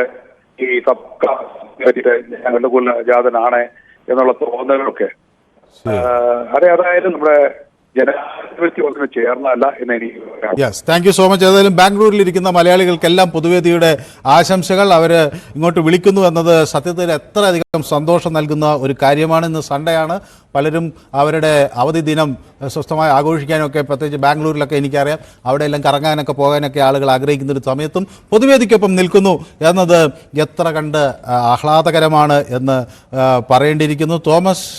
തോമസ് മാത്തൻ പറയുന്നു ന്യൂസ് 8 പൊതുവേദി നല്ല പരിപാടിയായി തുടരട്ടെ എന്ന് പറയുന്നു. എനിക്ക് തംസപ്പ് ഒക്കെ ഇട്ടിട്ടുണ്ട്. തോമസ് മാത്തനും എൻ്റെ എല്ലാവിധ അഭിനന്ദനങ്ങളും. തോമസ് മാത്തൻ്റെ ഈ പിന്തുണയുണ്ടെങ്കിൽ പൊതുവേദിക്ക് ഇനിയും മുന്നോട്ട് പോകാൻ കഴിയും. അതാണ്, പ്രേക്ഷകരാണ് പൊതുവേദിയുടെ ശക്തി. മുരളി പറയുന്നത് sir Modi team working well done എന്നാണ് പറയുന്നത്. ഓക്കെ. സി പറയുന്നത് ചില ജാതികൾ ഉന്നത കുലജാതർ, അവരെ കൊണ്ട് മാറ്റം വരുത്താൻ കഴിയുമെന്ന ചിന്തയാണ് ഒരു വിഭാഗത്തിൽ നിന്നും. സാമൂഹിക സാമ്പത്തിക രാഷ്ട്രീയ നിലകളിൽ മാറ്റി നിർത്താനും അവർക്ക് പ്രാമുഖ്യം ലഭിക്കാതിരിക്കാനും ഒക്കെ കാരണം. അപ്പോൾ ജാതി ചിന്തകൾ ഒഴിവാക്കേണ്ട ഒരു സമയമൊക്കെ അതിക്രമിച്ചിരിക്കുന്നു. അത് എല്ലാവരും ഒറ്റക്കെട്ടായി ആ ചിന്ത കൊണ്ടുവരണമെന്നാണ്. സവർണ്ണ മേധാവിത്വം ഇതാദ്യമല്ല സുരേഷ് ഗോപി ഉപയോഗിക്കുന്നത്. പറഞ്ഞിട്ട് പിൻവലിച്ചാൽ മതിയോ, എപ്പോഴും എല്ലാം ശരിയാകുമോ എന്ന് കുഞ്ഞുമുരളി ചോദിക്കുന്നു. അതുപോലെ വൈശാഖ് എസ് പരമേശ്വരൻ എന്നെ അനുമോദിക്കുന്നുണ്ട്. ഇന്ന് ഞാൻ അനുമോദനങ്ങൾ കൊണ്ട് ആകെ ക്ഷീണിതനാണ്. ഏതായാലും എത്ര അനുമോദനങ്ങൾ കിട്ടിയാലും ക്ഷീണിതനായാലും അയക്കുന്നതിൽ തെറ്റില്ല. കാരണം വൈശാഖ് എസ് പരമേശ്വരൻ്റെ അനുമോദനങ്ങൾക്ക് നന്ദി. വളരെ നല്ല പ്രോഗ്രാമാണ് പൊതുവേദി എന്ന് വൈശാഖ് പറയുകയും ചെയ്യുന്നു. നമ്മുടെ അടുത്ത പ്രേക്ഷകൻ ഷാജിയാണ്, കൊല്ലത്തു നിന്നാണ് ചേരുന്നത്. ഷാജി നമസ്കാരം. ഷാജി, ഇന്ന് ഒരുപാട് ആളുകൾ യൂട്യൂബിലൊക്കെ ഇങ്ങനെ ഇത് അയച്ചുകൊണ്ടിരിക്കുകയാണ്. ഷാജിയൊക്കെ നമ്മുടെ 15ാമത്തെ മിനിറ്റ് ആണ്. അതെ എനിക്കറിയാം. ഞാൻ അതുകൊണ്ടാണ് ചെറിയൊരു ക്ഷമാപണത്തോടു കൂടി തുടങ്ങുന്നത്. പിന്നെ ഷാജി നമ്മുടെ സ്ഥിരം പ്രേക്ഷകനായതുകൊണ്ടും എന്നോട് പ്രത്യേക സ്നേഹമുള്ളത് കൊണ്ടും അതൊക്കെ വളരെ വേഗത്തിൽ എനിക്ക് പറയാനുള്ള കാര്യങ്ങൾ എനിക്കൊരു അല്പസമയം തരണം, ഒരുപാട് ഇല്ല. അല്ല, നമ്മളെ ഈ യൂട്യൂബ് താങ്കൾ വായിച്ച യൂട്യൂബ് കമന്റുകളും ചിലരുടെ അഭിപ്രായങ്ങളും ഒക്കെ ഇട്ട് കഴിഞ്ഞാൽ ഏറ്റവും നമുക്ക് മനസ്സിലാവുന്നത് ഈ BJP സപ്പോർട്ടേഴ്സ് കേരളത്തിന് ഒന്നും കിട്ടരുത്, അല്ലെങ്കിൽ കേരളം നശിച്ചു കാണണമെന്ന് അടിസ്ഥാനപരമായി ആഗ്രഹിക്കുന്നുവെന്ന് വളരെ വ്യക്തമാണ്. എന്ത് ന്യായം പറഞ്ഞാലും ഇതിന് കിട്ടിയ ഒരു കൺക്ലൂഷൻ അതാണ്. പിന്നെ കേരളത്തിന് ഞാൻ പറയട്ടെ, കേരളത്തിന് 1ാം സ്ഥാനം ഏതെങ്കിലും തരത്തിൽ കിട്ടിയിട്ടുണ്ടെങ്കിൽ അല്ലെങ്കിൽ അത് കേരളം ഒന്നും അഡ്വർടൈസ് ചെയ്തതല്ല. കേന്ദ്ര സർക്കാരിന്റെ ചില മാനദണ്ഡങ്ങളുടെ അടിസ്ഥാനത്തിൽ മറ്റ് സംസ്ഥാനങ്ങളുമായിട്ട് താരതമ്യം ചെയ്യുമ്പോൾ കിട്ടിയതാണ്. അതാണ് 1ാം സ്ഥാനം പല രംഗങ്ങളിലും പറയപ്പെടുന്നത്. പിന്നെ അത് കിട്ടുന്നതിൽ എന്തെങ്കിലും അസഹിഷ്ണുത ഇവർക്കുണ്ടോ എന്നുള്ളത് അവിടെ നിൽക്കട്ടെ. പിന്നെ മറ്റൊരു കാര്യം, ഈ സുരേഷ് ഗോപിയുടെ ഈ പ്രസ്താവന, ഒരു സുരേഷ് ഗോപി ഈ മന്ത്രിയാവുന്നതിന് MP ആവുന്നതിന് മുമ്പ് അദ്ദേഹത്തിന്റെ ഒരു ബോഡി ലാംഗ്വേജ്, അദ്ദേഹം ഈ വിഷുവിനൊക്കെ വന്നിരുന്ന് വണ്ടി ഒരു തുറന്ന വാഹനത്തിൽ വന്നിരുന്ന് കാല് നീട്ടി വെക്കുന്നു, ഓരോ വെള്ളിരൂപ കൊടുക്കുന്നു, സ്ത്രീകളെ വരിവരിയായിട്ട് നിർത്തുന്നു, കാല് തൊട്ട് ഉപയോഗിക്കുന്നു, ഓരോ വെള്ളിരൂപ കൊടുക്കുന്നു, അനുഗ്രഹിക്കുന്നു. ഒരു തമ്പ്രാൻ പ്രമാണിത്വം അദ്ദേഹത്തിന്റെ ഉള്ളിലുണ്ട്. അത് പല സമയങ്ങളിലും അദ്ദേഹം പുറത്തു വിട്ടിട്ടുണ്ട്. പിന്നെ അതാണ് ഇപ്പോഴും പ്രകടമായത്. പിന്നെ അന്നേരം തന്നെ എനിക്ക് മറ്റൊരു സംശയമുണ്ട്. ഈ ഉന്നത കുലജാതർ വന്നാലേ ഇവർക്ക് കിട്ടാനുള്ളത് കിട്ടത്തുള്ളൂ എന്ന് പറയുമ്പോൾ, ഇപ്പൊ ഉന്നതരല്ലാത്ത കുലജാതർ ഇതിന്റെ മുകളിൽ ഇരിക്കുന്നവരും BJP-ക്കാരാണല്ലോ. അതിനെ നിയന്ത്രിക്കുന്ന BJP ആണല്ലോ. അന്നേരം അതെന്താ കിട്ടാത്തത്? അതിന് വേറെ ആരെങ്കിലും ആണോ സമാനം പറയേണ്ടുന്നത്? അതുപോലെ തന്നെ ഞങ്ങളുടെ കൊല്ലത്ത് മത്സരിച്ച ഒരു BJP സ്ഥാനാർത്ഥിയുണ്ട്, പേരൊന്നും ഇനിയിപ്പം പറയുന്നില്ല. അദ്ദേഹം ഒരിക്കൽ വളരെ കൊതിയോടുകൂടി പറയുന്നുണ്ട്, എന്റെ അച്ഛനൊക്കെ കിട്ടി ജോലി ആളുകൾ വരുമ്പോ അവരെ കുഴി കുത്തി പിന്നെ ഇല വെച്ച് ഭക്ഷണം കൊടുക്കുന്നത് ഞാൻ സന്തോഷത്തോടെ അഭിമാനത്തോടെ നോക്കി നടണം. ഇവരുടെയൊക്കെ ഉള്ളിൽ അടിസ്ഥാനപരമായി ഇപ്പോഴും ഫ്യൂഡലിസവും പഴയ ജന്മിത്വവും വരണമെന്ന് ആഗ്രഹിക്കുന്ന ബഹുഭൂരിപക്ഷം ആൾക്കാരാണ് ഈ BJP നേതൃത്വത്തിലുള്ളവരും. അത് പറയാതിരിക്കാൻ വയ്യ. ഇത്രയും വിവരക്കേട് പറയുന്ന ഒരു ആണോ പിന്നെ ഒരു സ്വഭാവമാണോ ഒരു കേന്ദ്രമന്ത്രി എന്നുള്ള അർത്ഥത്തിൽ വേണ്ടത്? നമ്മളെ കേരളത്തിന് കിട്ടേണ്ടുന്ന യാതൊന്നും തന്നെ തന്നിട്ടില്ല. 2400 രൂപയുടെ ഒരു പാക്കേജ് കൊടുത്തു. ഏതെങ്കിലും ഇവിടെ പരമ്പരാഗത വ്യവസായങ്ങൾ പല കാരണങ്ങൾ കേന്ദ്ര സർക്കാരിന്റെ ഇറക്കുമതി നയങ്ങളുടെയൊക്കെ ഫലമായിട്ട് ഇവിടെ പിന്നെ നാശത്തിലാണ്. അപ്പൊ അതിനനുസരിച്ച് എന്തെങ്കിലും പറയാൻ ഈ സുരേഷ് ഗോപി അങ്ങനെ തയ്യാറായിട്ടുണ്ടോ കേന്ദ്രത്തിൽ നിന്ന്? അത് കണക്ക് തന്നെ നമ്മുടെ വയനാട് സംഭവമായാൽ വയനാട് വിഷയത്തിന് എന്തെങ്കിലും കിട്ടിയിട്ടുണ്ടോ? അത് ഏതെങ്കിലും കാര്യത്തിൽ ഉണ്ട്. പിന്നെ ആന്ധ്രയ്ക്ക് കൊടുത്ത എത്രയാണ്? 11,000 കോടി രൂപയാണ് 2 തവണയായിട്ട് കൊടുത്തത്. പിന്നെ ബീഹാറിന് കൊടുത്ത എത്രയാണ്? കേരളത്തിന് എന്ത് തന്നു? എന്നിട്ട് ഇവിടെ വന്നിരുന്ന് ഓരാതെ പിന്നെ മുഖ്യമന്ത്രിയും മരുമോനുമായിട്ട് ചിലരൊക്കെ കമന്റ് ചെയ്യാൻ താങ്കൾക്ക് അറിയത്തില്ലയോ? മുഖ്യമന്ത്രിയും മരുമോനുമായിട്ട് ടൂർ പോവുകയാണ് അവിടെ ചെയ്യുന്നത്. ടൂർ പോകുന്നത് ഇതിന്റെ ഫണ്ട് പിന്നെ ബഡ്ജറ്റിലെ പൈസ എടുത്തിട്ടാണോ? എന്ത് തോന്നിവാസം എഴുതി വെക്കുമ്പോൾ നിങ്ങൾ അത് അതേ കണക്ക് വായിക്കുന്നു. അങ്ങനെ അതല്ലാന്ന് നിങ്ങൾക്ക് പറഞ്ഞു പോകരുതോ? ഞാൻ അതൊക്കെ വ്യക്തമാക്കിയിട്ട് തന്നെയാണ് പോകുന്നത്. നമുക്കുണ്ടോ? നമുക്കും ഇങ്ങനെ യൂട്യൂബ് അക്ഷരങ്ങളൊക്കെ അറിയാവുന്നതുകൊണ്ട് ഈ തോന്നിവാസങ്ങൾ എഴുതുന്നത് ഒരു മിടുക്കാണെങ്കിൽ ഈ പിന്നാമ്പുറത്തിരുന്ന് കല്ലെറിയാൻ ഒരു സാമർഥ്യം വേണ്ട, അല്പം വിവരക്കേട് മാത്രം മതി.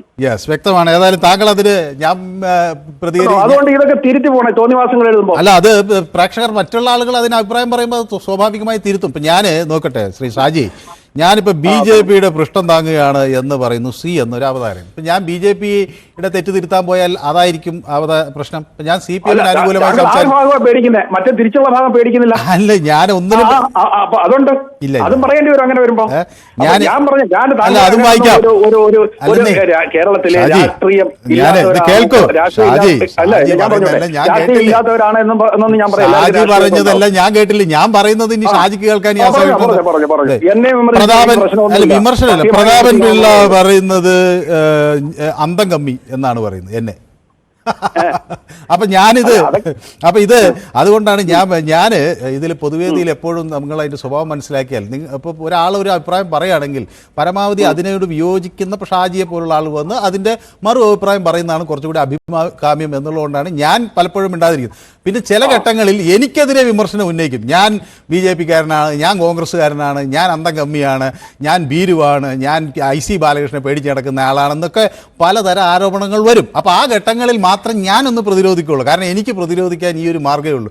CPM-ന് പൊതുയോഗങ്ങൾ നടത്താം, BJP-ക്ക് പൊതു ശില്പശാലകൾ നടത്താം, കോൺഗ്രസ്സിന് മലയോര ജാഥ നടത്തി അവരുടെ അഭിപ്രായങ്ങൾ പറയും. എനിക്ക് ആ കിട്ടുന്ന ഈ 1 മണിക്കൂർ. അപ്പോൾ എനിക്കെതിരെ വരുന്ന ആരോപണങ്ങൾ ആക്ഷേപണങ്ങൾക്കും മാത്രമാണ് ഞാൻ പൊതുവേദിയിൽ മറുപടി പറയുന്നത്. മറ്റ് പാർട്ടിക്കാരുടെ ആരോപണങ്ങൾക്ക് അവരെ അനുകൂലിക്കുന്നവരും എതിർക്കുന്നവർക്കും ഒക്കെ അവരുടെ അഭിപ്രായങ്ങൾ പറയാനുള്ള സാവകാശം കൊടുക്കുക എന്നതാണ് നമ്മൾ പൊതുവേദി കൊണ്ട് ഉദ്ദേശിക്കുന്നത്. യെസ്, ഓക്കെ, അതൊക്കെ ശരിയാണ്. പക്ഷെ ഇങ്ങനെയൊക്കെയുള്ള അബദ്ധജടിലമായിട്ടുള്ള അഭിപ്രായങ്ങൾ പറയുമ്പോൾ അത് പിന്നെ തിരുത്തി തന്നെ മുമ്പോട്ട് പോകണമെന്നുള്ളതാണ്. അതിനാണ് ഷാജി ഫോൺ ചെയ്യേണ്ടത്. ഷാജി വിളിക്കുകയും ഷാജിയുടെ അഭിപ്രായം പറയുകയും ചെയ്യേണ്ടത്. 15-18 മിനിറ്റ് ഇന്നലെ തന്നെ ഒരാൾ പറയുന്നതായിട്ട് അവിടെ അത് പൊട്ടിന് പീരിയഡ് പോലെ താങ്കളും പറയുന്നതായിട്ട് പിന്നെ ഗോശാലയുടെ കാര്യം ഈ അവിടെ മതിൽ കെട്ടിയത് മുഖ്യമന്ത്രിയുടെ മതിൽ കെട്ടിയതെന്നൊക്കെ പറയുന്നത് ഞാൻ 5 സെന്റിനാണോ താമസിക്കുന്നത്. ഞാൻ അതിനെ കുറിച്ചൊന്നും പറഞ്ഞില്ല. നിങ്ങൾ ഗോശാല എന്ന് പറയുമ്പോൾ പേടിക്കേണ്ട കാര്യമൊന്നുമില്ല. ഞാൻ മുഖ്യമന്ത്രിയുടെ ഗോശാലയെ പറ്റിയല്ല പറഞ്ഞത്. അപ്പൊ നമ്മൾ ഞാൻ ഗോശാല എന്ന് പറഞ്ഞു. ഗോശാല എന്ന് ഞാൻ പറഞ്ഞു. ഗോശാലയും കൂടെ ചേർന്ന് അറ്റാച്ച് ചെയ്താണല്ലോ അവർ ആരോപണം വന്നത്. ഞാൻ പറഞ്ഞത് ഞാനൊരു 5 സെന്റ് താമസിക്കുന്ന ഒരാളാണ്. എന്റെ മതിലിന്റെ കണക്കല്ലല്ലോ മുഖ്യമന്ത്രി താമസിക്കുന്ന ഗവൺമെന്റ് ബിൽഡിങ്ങിന്റെ മതിൽ എത്ര ഏക്കർ ഉണ്ടാവും, ആ മതിൽ ഏത് തരത്തിലായിരിക്കണം എന്നൊക്കെയുള്ള ഒരു കാഴ്ചപ്പാടുണ്ടല്ലോ. നേരത്തെ രാജാവിന്റെ കാലത്ത് കണ്ട് കെട്ടിയതാണ്. അത് റെനോവേഷൻ ചെയ്തപ്പോഴത്തേക്ക് പൈസ ആയിട്ടുണ്ട്. അപ്പൊ എന്നിട്ട് ഇവിടെ മതിൽ കെട്ടി പിന്നെ 50 ലക്ഷം രൂപയുടെ മതിൽ കെട്ടിയിരിക്കുന്നത്. എന്തോ മതിൽ ചുമ്മാ ഇരുന്ന് അടിച്ചു വിട്ടേക്കാണ്. താമസിക്കുന്നതിന് മതിൽ കെട്ടിയാ താമസിക്കുന്നത്. എനിക്ക് ചിലപ്പോൾ ഒരു 75,000 രൂപയ്ക്ക് എന്റെ മതിൽ കെട്ടാൻ പറ്റും. ഏതായാലും അങ്ങേ അനുകൂലിച്ചുകൊണ്ട് ചില പ്രേക്ഷകർ എത്തിയിട്ടുണ്ട് കേട്ടോ. പോരാളി ഷാജി എന്നൊക്കെയാണ് പറയുന്നത്. സനിൽ കുമാർ എന്നൊരാൾ എഴുതിയിരിക്കുന്നു പോരാളി ഷാജി എന്ന രീതിയിൽ. Okay, thank you so much. ഏതായാലും ഷാജി വല്ലാതെ ക്ഷുഭിതരായിരിക്കുകയാണ്. ഞാൻ BJP അനുകൂലിനാണോ എന്ന് ഷാജി സംശയിക്കുന്നു. അതിൽ ചിലർ ഞാൻ CPM അനുകൂലിയാണോ എന്ന് ചിലർ സംശയിക്കുന്നു. ഞാൻ കോൺഗ്രസ് അനുകൂലിയാണോ എന്ന് വേറൊരാൾ സംശയിക്കുന്നു. ഏതായാലും ഞാനിപ്പോൾ ഒരു സംശയത്തിലാണ്. ഏതായാലും CK രാരിച്ചൻ പറയുന്നത് CPM-ൻ്റെയും കോൺഗ്രസിൻ്റെയും അനുകൂലികൾക്ക് BJP-നെ ഗവൺമെൻറ്റിനെ മാത്രം വിമർശിക്കാനുള്ള ഒരു വേദിയായി മാറിയിരിക്കുന്നു എന്നാണ്. അപ്പോൾ CK രാരിച്ചൻ ഇപ്പോൾ ഒന്ന് വിളിക്കാൻ നമുക്ക് കുറച്ചു നേരം മറ്റുള്ളവരെയും വിമർശിക്കാം. ഓക്കെ, ഏതായാലും ഒരു ചെറിയ ഇടവേള ആവശ്യമാണ്. നമുക്ക് എല്ലാ വിമർശനങ്ങളും ഇടവേളയ്ക്ക് ശേഷം.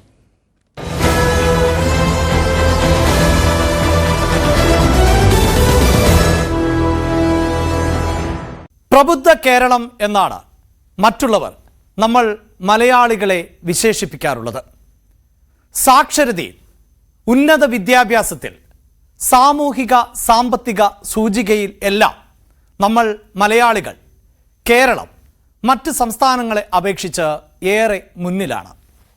എന്നാൽ 2025 പിറന്നതിന് ശേഷം കഴിഞ്ഞ ഒരു മാസക്കാലം മലയാളികൾ കണ്ടും കേട്ടും അറിഞ്ഞ വാർത്തകളിൽ അധികവും മനസ്സാക്ഷിയെ മരവിപ്പിക്കുന്ന ചോര പുരണ്ട വാർത്തകൾ മാത്രമായിരുന്നു. എന്താണ് അതിന് കാരണം? ഒന്ന് തിരിഞ്ഞു നോക്കുക. മയക്കുമരുന്ന് വാങ്ങാൻ പണം നൽകാത്തതിന് സ്വന്തം അമ്മയെ അതിക്രൂരമായി കൊലപ്പെടുത്തിയ മകൻ. തിരുവനന്തപുരത്ത് 2.5 വയസ്സ് മാത്രം പ്രായമുള്ള പെൺകുഞ്ഞിനെ ജീവനോടെ കിണറ്റിലേക്ക് വലിച്ചെറിഞ്ഞത് സ്വന്തം അമ്മാവൻ ആയിരുന്നു. എറണാകുളത്ത് സഹപാഠി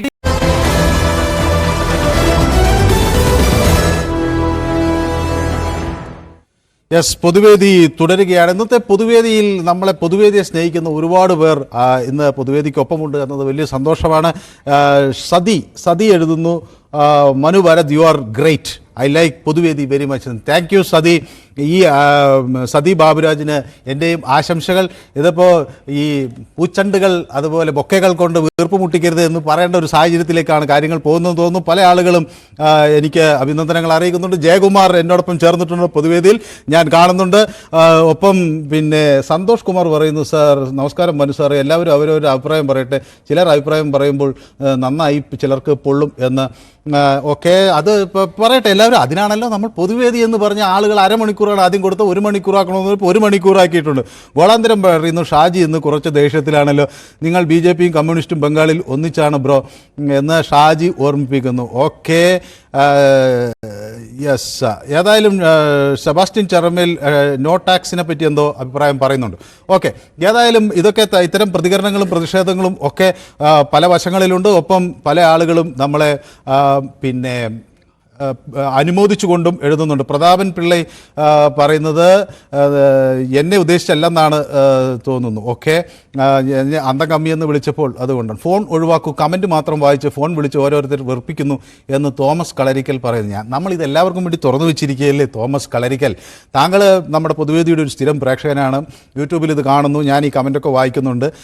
അപ്പോൾ ഏതായാലും അപ്പോൾ താങ്കളും ഉണ്ട്, ചിലരൊക്കെ ഫോൺ ചെയ്യുന്നു. അപ്പോൾ ഇതൊക്കെ കൂടി നമുക്ക് എല്ലാവരെയും ഉൾക്കൊള്ളാം. ചിലർക്ക് യൂട്യൂബൊക്കെ ഇല്ലാത്ത അല്ലെങ്കിൽ യൂട്യൂബൊന്നും നോക്കാത്ത ആളുകളും ഒക്കെ ഇപ്പോഴും ഉണ്ട് കേട്ടോ, സാധാ ഫോണും ഒക്കെ ആയിട്ട് നടക്കുന്നത്. അപ്പോൾ അവർക്കൊക്കെ വേണ്ടിയാണ് നമ്മൾ TV-യും പൊതുവേദിയും ഒക്കെ ആയിട്ട് വരുന്നത്. ഓക്കെ, ദാസൻ കണ്ണൂരിൽ നിന്ന് ചേരുന്നു. ശ്രീദാസൻ. ഹലോ. യെസ്, ശ്രീദാസൻ പറയൂ. ശ്രീദാസന് എന്ത് തോന്നുന്നു ഈ മന്ത്രിമാരുടെയൊക്കെ പ്രസ്താവന കേട്ടിട്ട്? അല്ല, ഞാൻ ഇടക്ക് തോന്നുന്നു മനു ആരൊക്കെയോ ഭയപ്പെടുന്നു. ആരും ഭയപ്പെടേണ്ട മനു, നല്ല നട്ടകോടിലേക്ക്. എനിക്ക് ശ്രീദാസൻ കണ്ണൂരിനെ പോലെ ഉള്ള ആളുകളുടെ പിന്തുണയുള്ളപ്പോൾ പിന്നെ ഞാൻ എന്തിനു ഭയക്കണം? സുരേഷ് ഗോപി എന്ന് പറഞ്ഞാല് എന്റെ അഭിപ്രായത്തിൽ ഒരു നല്ല മനസ്സിൽ നന്മയുള്ള മനുഷ്യനാണ്. പക്ഷേ പുള്ളി പറയുന്ന വാക്കുകൾ ഉദ്ദേശിക്കാതെ കൊള്ളുന്നില്ല. പിന്നെ എനിക്ക് പറയാനുള്ളത് ഈ രാഷ്ട്രീയക്കാർ മാറി മാറി വരുന്ന രാഷ്ട്രീയക്കാരാണ് ഈ ആദിവാസികൾ ഈ അവസ്ഥ രാജ്യത്ത്. നമുക്ക് നമ്മുടെ കേരള സംസ്ഥാനം രൂപീകരിച്ച അന്ന് മുതൽ കേന്ദ്രം നിന്ന് കൊടുത്ത പൈസ തന്നെ ഇത് കംപ്ലീറ്റ് മാറ്റിയിട്ട് ഞാൻ പറയാം, എന്റെ അനുഭവം പറയാം മനു. ഒരു 3 പെൺകുട്ടികളുള്ള ഒരു പട്ടികജാതിപ്പെട്ട അമ്മ അന്റെ അടുത്ത് അവർക്ക് 3 പെൺകുട്ടികൾ ഡിഗ്രി ഉള്ളവരാ. അവരുടെ വീട്ടിൽ ബാത്റൂം ഇല്ല, വീട്ടിന് അടച്ചുള്ള ബാത്റൂമില്ല, കിണറില്ല. ഇങ്ങനെയുള്ള ആൾക്കാർ ഈ പട്ടികജാതിക്കാർ ഈ നമ്മൾ കേരളത്തിൽ ഇന്നുണ്ട്. പിന്നെ ഇവര് പിന്നെ ആരെയാ പറയുന്നത്? ഈ രാഷ്ട്രീയക്കാരെ മൊത്തം ഉത്തരവാദികൾ മൊത്തം കട്ടി മുറിച്ചിട്ട്. വളരെ വ്യക്തമാണ് ശ്രീ ദാസന്റെ അഭിപ്രായം. സൂസൻ എന്നൊരു പ്രേക്ഷക സൂസൻ ജെസി സണ്ണി പറയുന്നു മനു ഭാരത് സൂപ്പർ എന്നാണ്. സൂസൻ, ഞാൻ അങ്ങേയറ്റം സൂസനും എൻ്റെ ആശംസകൾ അറിയിക്കുകയാണ്. ഞാൻ ഇന്ന് ഒരുപാട് ആളുകൾ പൊതുവേദിയെ അഭിനന്ദിച്ച് ഇങ്ങനെ അവരുടെ പ്രസ്താവനകൾ നടത്തുന്നു. ഇത് സത്യത്തിൽ ഇത് കേൾക്കുമ്പോൾ വളരെയധികം സന്തോഷം തോന്നുന്നു. കാരണം ഒരുപാട് ആളുകൾ എന്നോട് ദേഷ്യപ്പെടുകയും പിണങ്ങിപ്പോവുകയും ഒക്കെ ചെയ്യുമ്പോൾ അവർ വീണ്ടും തിരിച്ചു വരുന്നു എന്നുള്ളത് ഒരു വശത്ത്, ഒപ്പം പൊതുവേദിയെ പിന്താങ്ങുന്ന വലിയൊരു വിഭാഗം ആളുകൾ നമുക്കൊപ്പം നിൽക്കുന്നു എന്നതും ഇവിടെ ഈ പൊതുവേദിയുടെ ഒരു കരുത്തായി മാറുന്നു. ഏതായാലും സൂസനും ജെസി സണ്ണിക്കുമൊക്കെ എൻ്റെ എല്ലാവിധ ആശംസകളും ഞാൻ നേരുകയാണ്.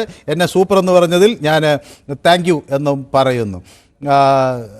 പിന്നെ വേറൊരു പ്രേക്ഷകൻ കൂടി എനിക്ക് വളരെ ഒരു ഇൻസ്പയറിംഗ് ആയിട്ട് ഒരു വാക്കയച്ചിട്ടുണ്ട്. അത് സനൽകുമാറാണ്. സനൽകുമാർ പറയുന്നത് മാധ്യമ പ്രവർത്തകർ പലതും കേൾക്കേണ്ടി വരും, അതുകൊണ്ട് അതൊക്കെ ഒന്ന് കേട്ടില്ല എന്നടിച്ച് ചിലതൊക്കെ തള്ളിക്കളയുക, ശക്തമായ നിലപാടുമായി തുടരുക എന്ന് പറയുന്നു സനൽകുമാറിന് എൻ്റെ അഭിനന്ദനങ്ങൾ. ഒപ്പം എന്നെ പിന്തുണച്ചതിന് ഉള്ള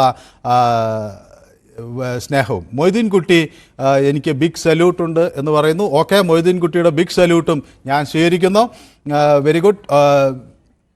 തോമസ് മാത്യു പറയുന്നു കേസിന് സർക്കാർ ഖജനാവിൽ നിന്ന് പണം എത്ര പാഴാക്കി, അതിന് ന്യായീകരിച്ച് ഉത്തരം പറയാമോ എന്ന് ചോദിക്കുന്നു. ഓക്കെ, അതിന് നമുക്ക് CPM അനുകൂലികൾ വിളിക്കും എന്ന് വിചാരിക്കാതെ ഷാജിക്കിന്ന് ഇനി വിളിക്കാൻ കഴിയില്ല. നമുക്കത് അടുത്ത ദിവസങ്ങളിൽ CPM അനുകൂലികൾ അത് വിളിച്ച് പ്രതികരിക്കുമെന്ന് വിചാരിക്കും. നമ്മുടെ അടുത്ത പ്രേക്ഷകൻ ഹൈദരാബാദിൽ നിന്നാണ് ശ്രീ കൃഷ്ണകുമാർ. Good evening. ഹൈദരാബാദിൽ നേരമായി ഹോൾഡ് ചെയ്യുന്നു, പക്ഷെ നിങ്ങളുടെ തിരക്ക് എനിക്ക് മനസ്സിലാവുന്നു, സാരില്ല. പക്ഷെ ഞാനിത് ഇപ്പോഴാണ് കേട്ടത് കേട്ടോ. കാരണം ഹൈദരാബാദിൽ നിന്ന് വിളിക്കുകയാണെങ്കിൽ നമ്മൾ പെട്ടെന്ന് അങ്ങോട്ടേക്ക് വരാനൊരു ശ്രമം നടത്തിയേനെ. കാരണം ഹൈദരാബാദിൽ നിന്നൊക്കെ ആളുകൾ ഞാൻ ആക്ച്വലി പലപ്പോഴും ട്രൈ ചെയ്യാറുണ്ട്, പലപ്പോഴും എനിക്ക് കിട്ടാറില്ല. എന്നാലും ഞാൻ ശ്രദ്ധിക്കാറുണ്ട് നിങ്ങളുടെ പൊതുവേദി. എനിക്ക് നല്ലതായിട്ട് തോന്നുന്നു നിങ്ങളുടെ ഇത്. Thank you so much. അത് ഞങ്ങൾക്ക് ഒരു വലിയ ഇൻസ്പിറേഷൻ ആണ്. ഞങ്ങളുടെ പ്രേക്ഷകനായി തുടരുന്നു എന്നതിലും ഇടയ്ക്ക് കിട്ടിയില്ലെങ്കിലും ഒക്കെ ഒന്ന് വിളിക്കാനും ഒക്കെ ഒന്ന് ശ്രമിക്കണം. ഞാൻ ട്രൈ ചെയ്യാറുണ്ട്. പിന്നെ ഇന്നിപ്പോ 2 സബ്ജക്റ്റ് ആണെന്ന് എനിക്ക് തോന്നുന്നത്. ഒന്ന് നമ്മുടെ ബഡ്ജറ്റ്, രണ്ട് മന്ത്രിമാരുടെ പ്രതികരണങ്ങളാണ്. സുരേഷ് ഗോപി, ജോർജ് കുര്യൻ. അതെ. ആദ്യം തന്നെ ഞാൻ ഇന്നലെ ബഡ്ജറ്റ് കേട്ട കഥ പറയാം. ഇന്നലെ ഞാൻ തുടക്കം തൊട്ട് അവസാനം വരെ ബഡ്ജറ്റ് മുഴുവൻ കേട്ടു. ഒരു ഇന്ത്യക്കാരനാണ്, ഒരു കേരളീയനാണ്, ഒരു തെലങ്കാനയിൽ ജീവിക്കുന്ന ഒരു വ്യക്തി എന്ന നിലയിലാണ് ഞാനത് കേട്ടത്. പക്ഷെ ബഡ്ജറ്റ് കേട്ട് കഴിഞ്ഞപ്പോ എനിക്ക് തോന്നി അത് എന്റെ രാജ്യത്തിന്റെ ബഡ്ജറ്റ് അല്ല എന്ന്, സത്യം പറഞ്ഞാൽ. കാരണം കേരളം എന്നൊരു വാക്ക്, തെലങ്കാന എന്നൊരു വാക്ക്, കർണാടക എന്നൊരു വാക്ക്, ആന്ധ്രാപ്രദേശ് എന്ന് ഇടയ്ക്ക് പറഞ്ഞിട്ടുണ്ട് തോന്നുന്നു. അങ്ങനെ ഒരു വാക്കുകളൊന്നും അതിൽ കേട്ടില്ല. രണ്ടാമതായിട്ട് വേറൊരു കാര്യമുണ്ട്. കഴിഞ്ഞ ഇടക്കാല ബഡ്ജറ്റില് ഇവര് ഇന്റേൺഷിപ്പിന് വേണ്ടി 2000 കോഴ്സ് വകയിരുത്തിയിരുന്നു ബഡ്ജറ്റില്.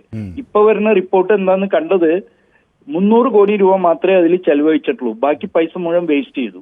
അപ്പൊ ഇവർ ഓരോ തവണ ബഡ്ജറ്റ് അവതരിപ്പിച്ച് പാർലമെന്റിൽ മെജോറിറ്റി ഉപയോഗിച്ച് പാസ്സാക്കി പ്രസിഡന്റിന്റെ സൈൻ ചെയ്ത് അത് വാലിഡ് ഡോക്യുമെന്റ് ആക്കി മാറ്റി അത് എന്തുകൊണ്ട് യൂസ് ചെയ്യുന്നില്ല എന്നുള്ള കാര്യം കൂടി ഒരു ജസ്റ്റിഫൈ ചെയ്യേണ്ടതാണ്. ഇത് അത് ചെയ്യാത്തിടത്തോളം കാലം ഈ നില തുടർന്നുകൊണ്ടിരിക്കുക. അല്ലെങ്കിൽ ഇത് ജനങ്ങളെ പറ്റിക്കുന്ന ഒരു സ്ഥിരം പ്രാക്ടീസായി മാറും. ബഡ്ജറ്റിൽ നിങ്ങൾക്ക് ഇത് തന്നുണ്ട് അത് തന്നുണ്ടെന്ന് പറയും, അത് പാസ്സാക്കും, ജനങ്ങൾ വിചാരിക്കും അതെല്ലാം കിട്ടുന്നു. പക്ഷെ അവസാനം അത് കിട്ടുന്നില്ല. അത് മനസ്സിലാവുന്നത് അടുത്ത ബഡ്ജറ്റ് വരുമ്പോഴാണ്.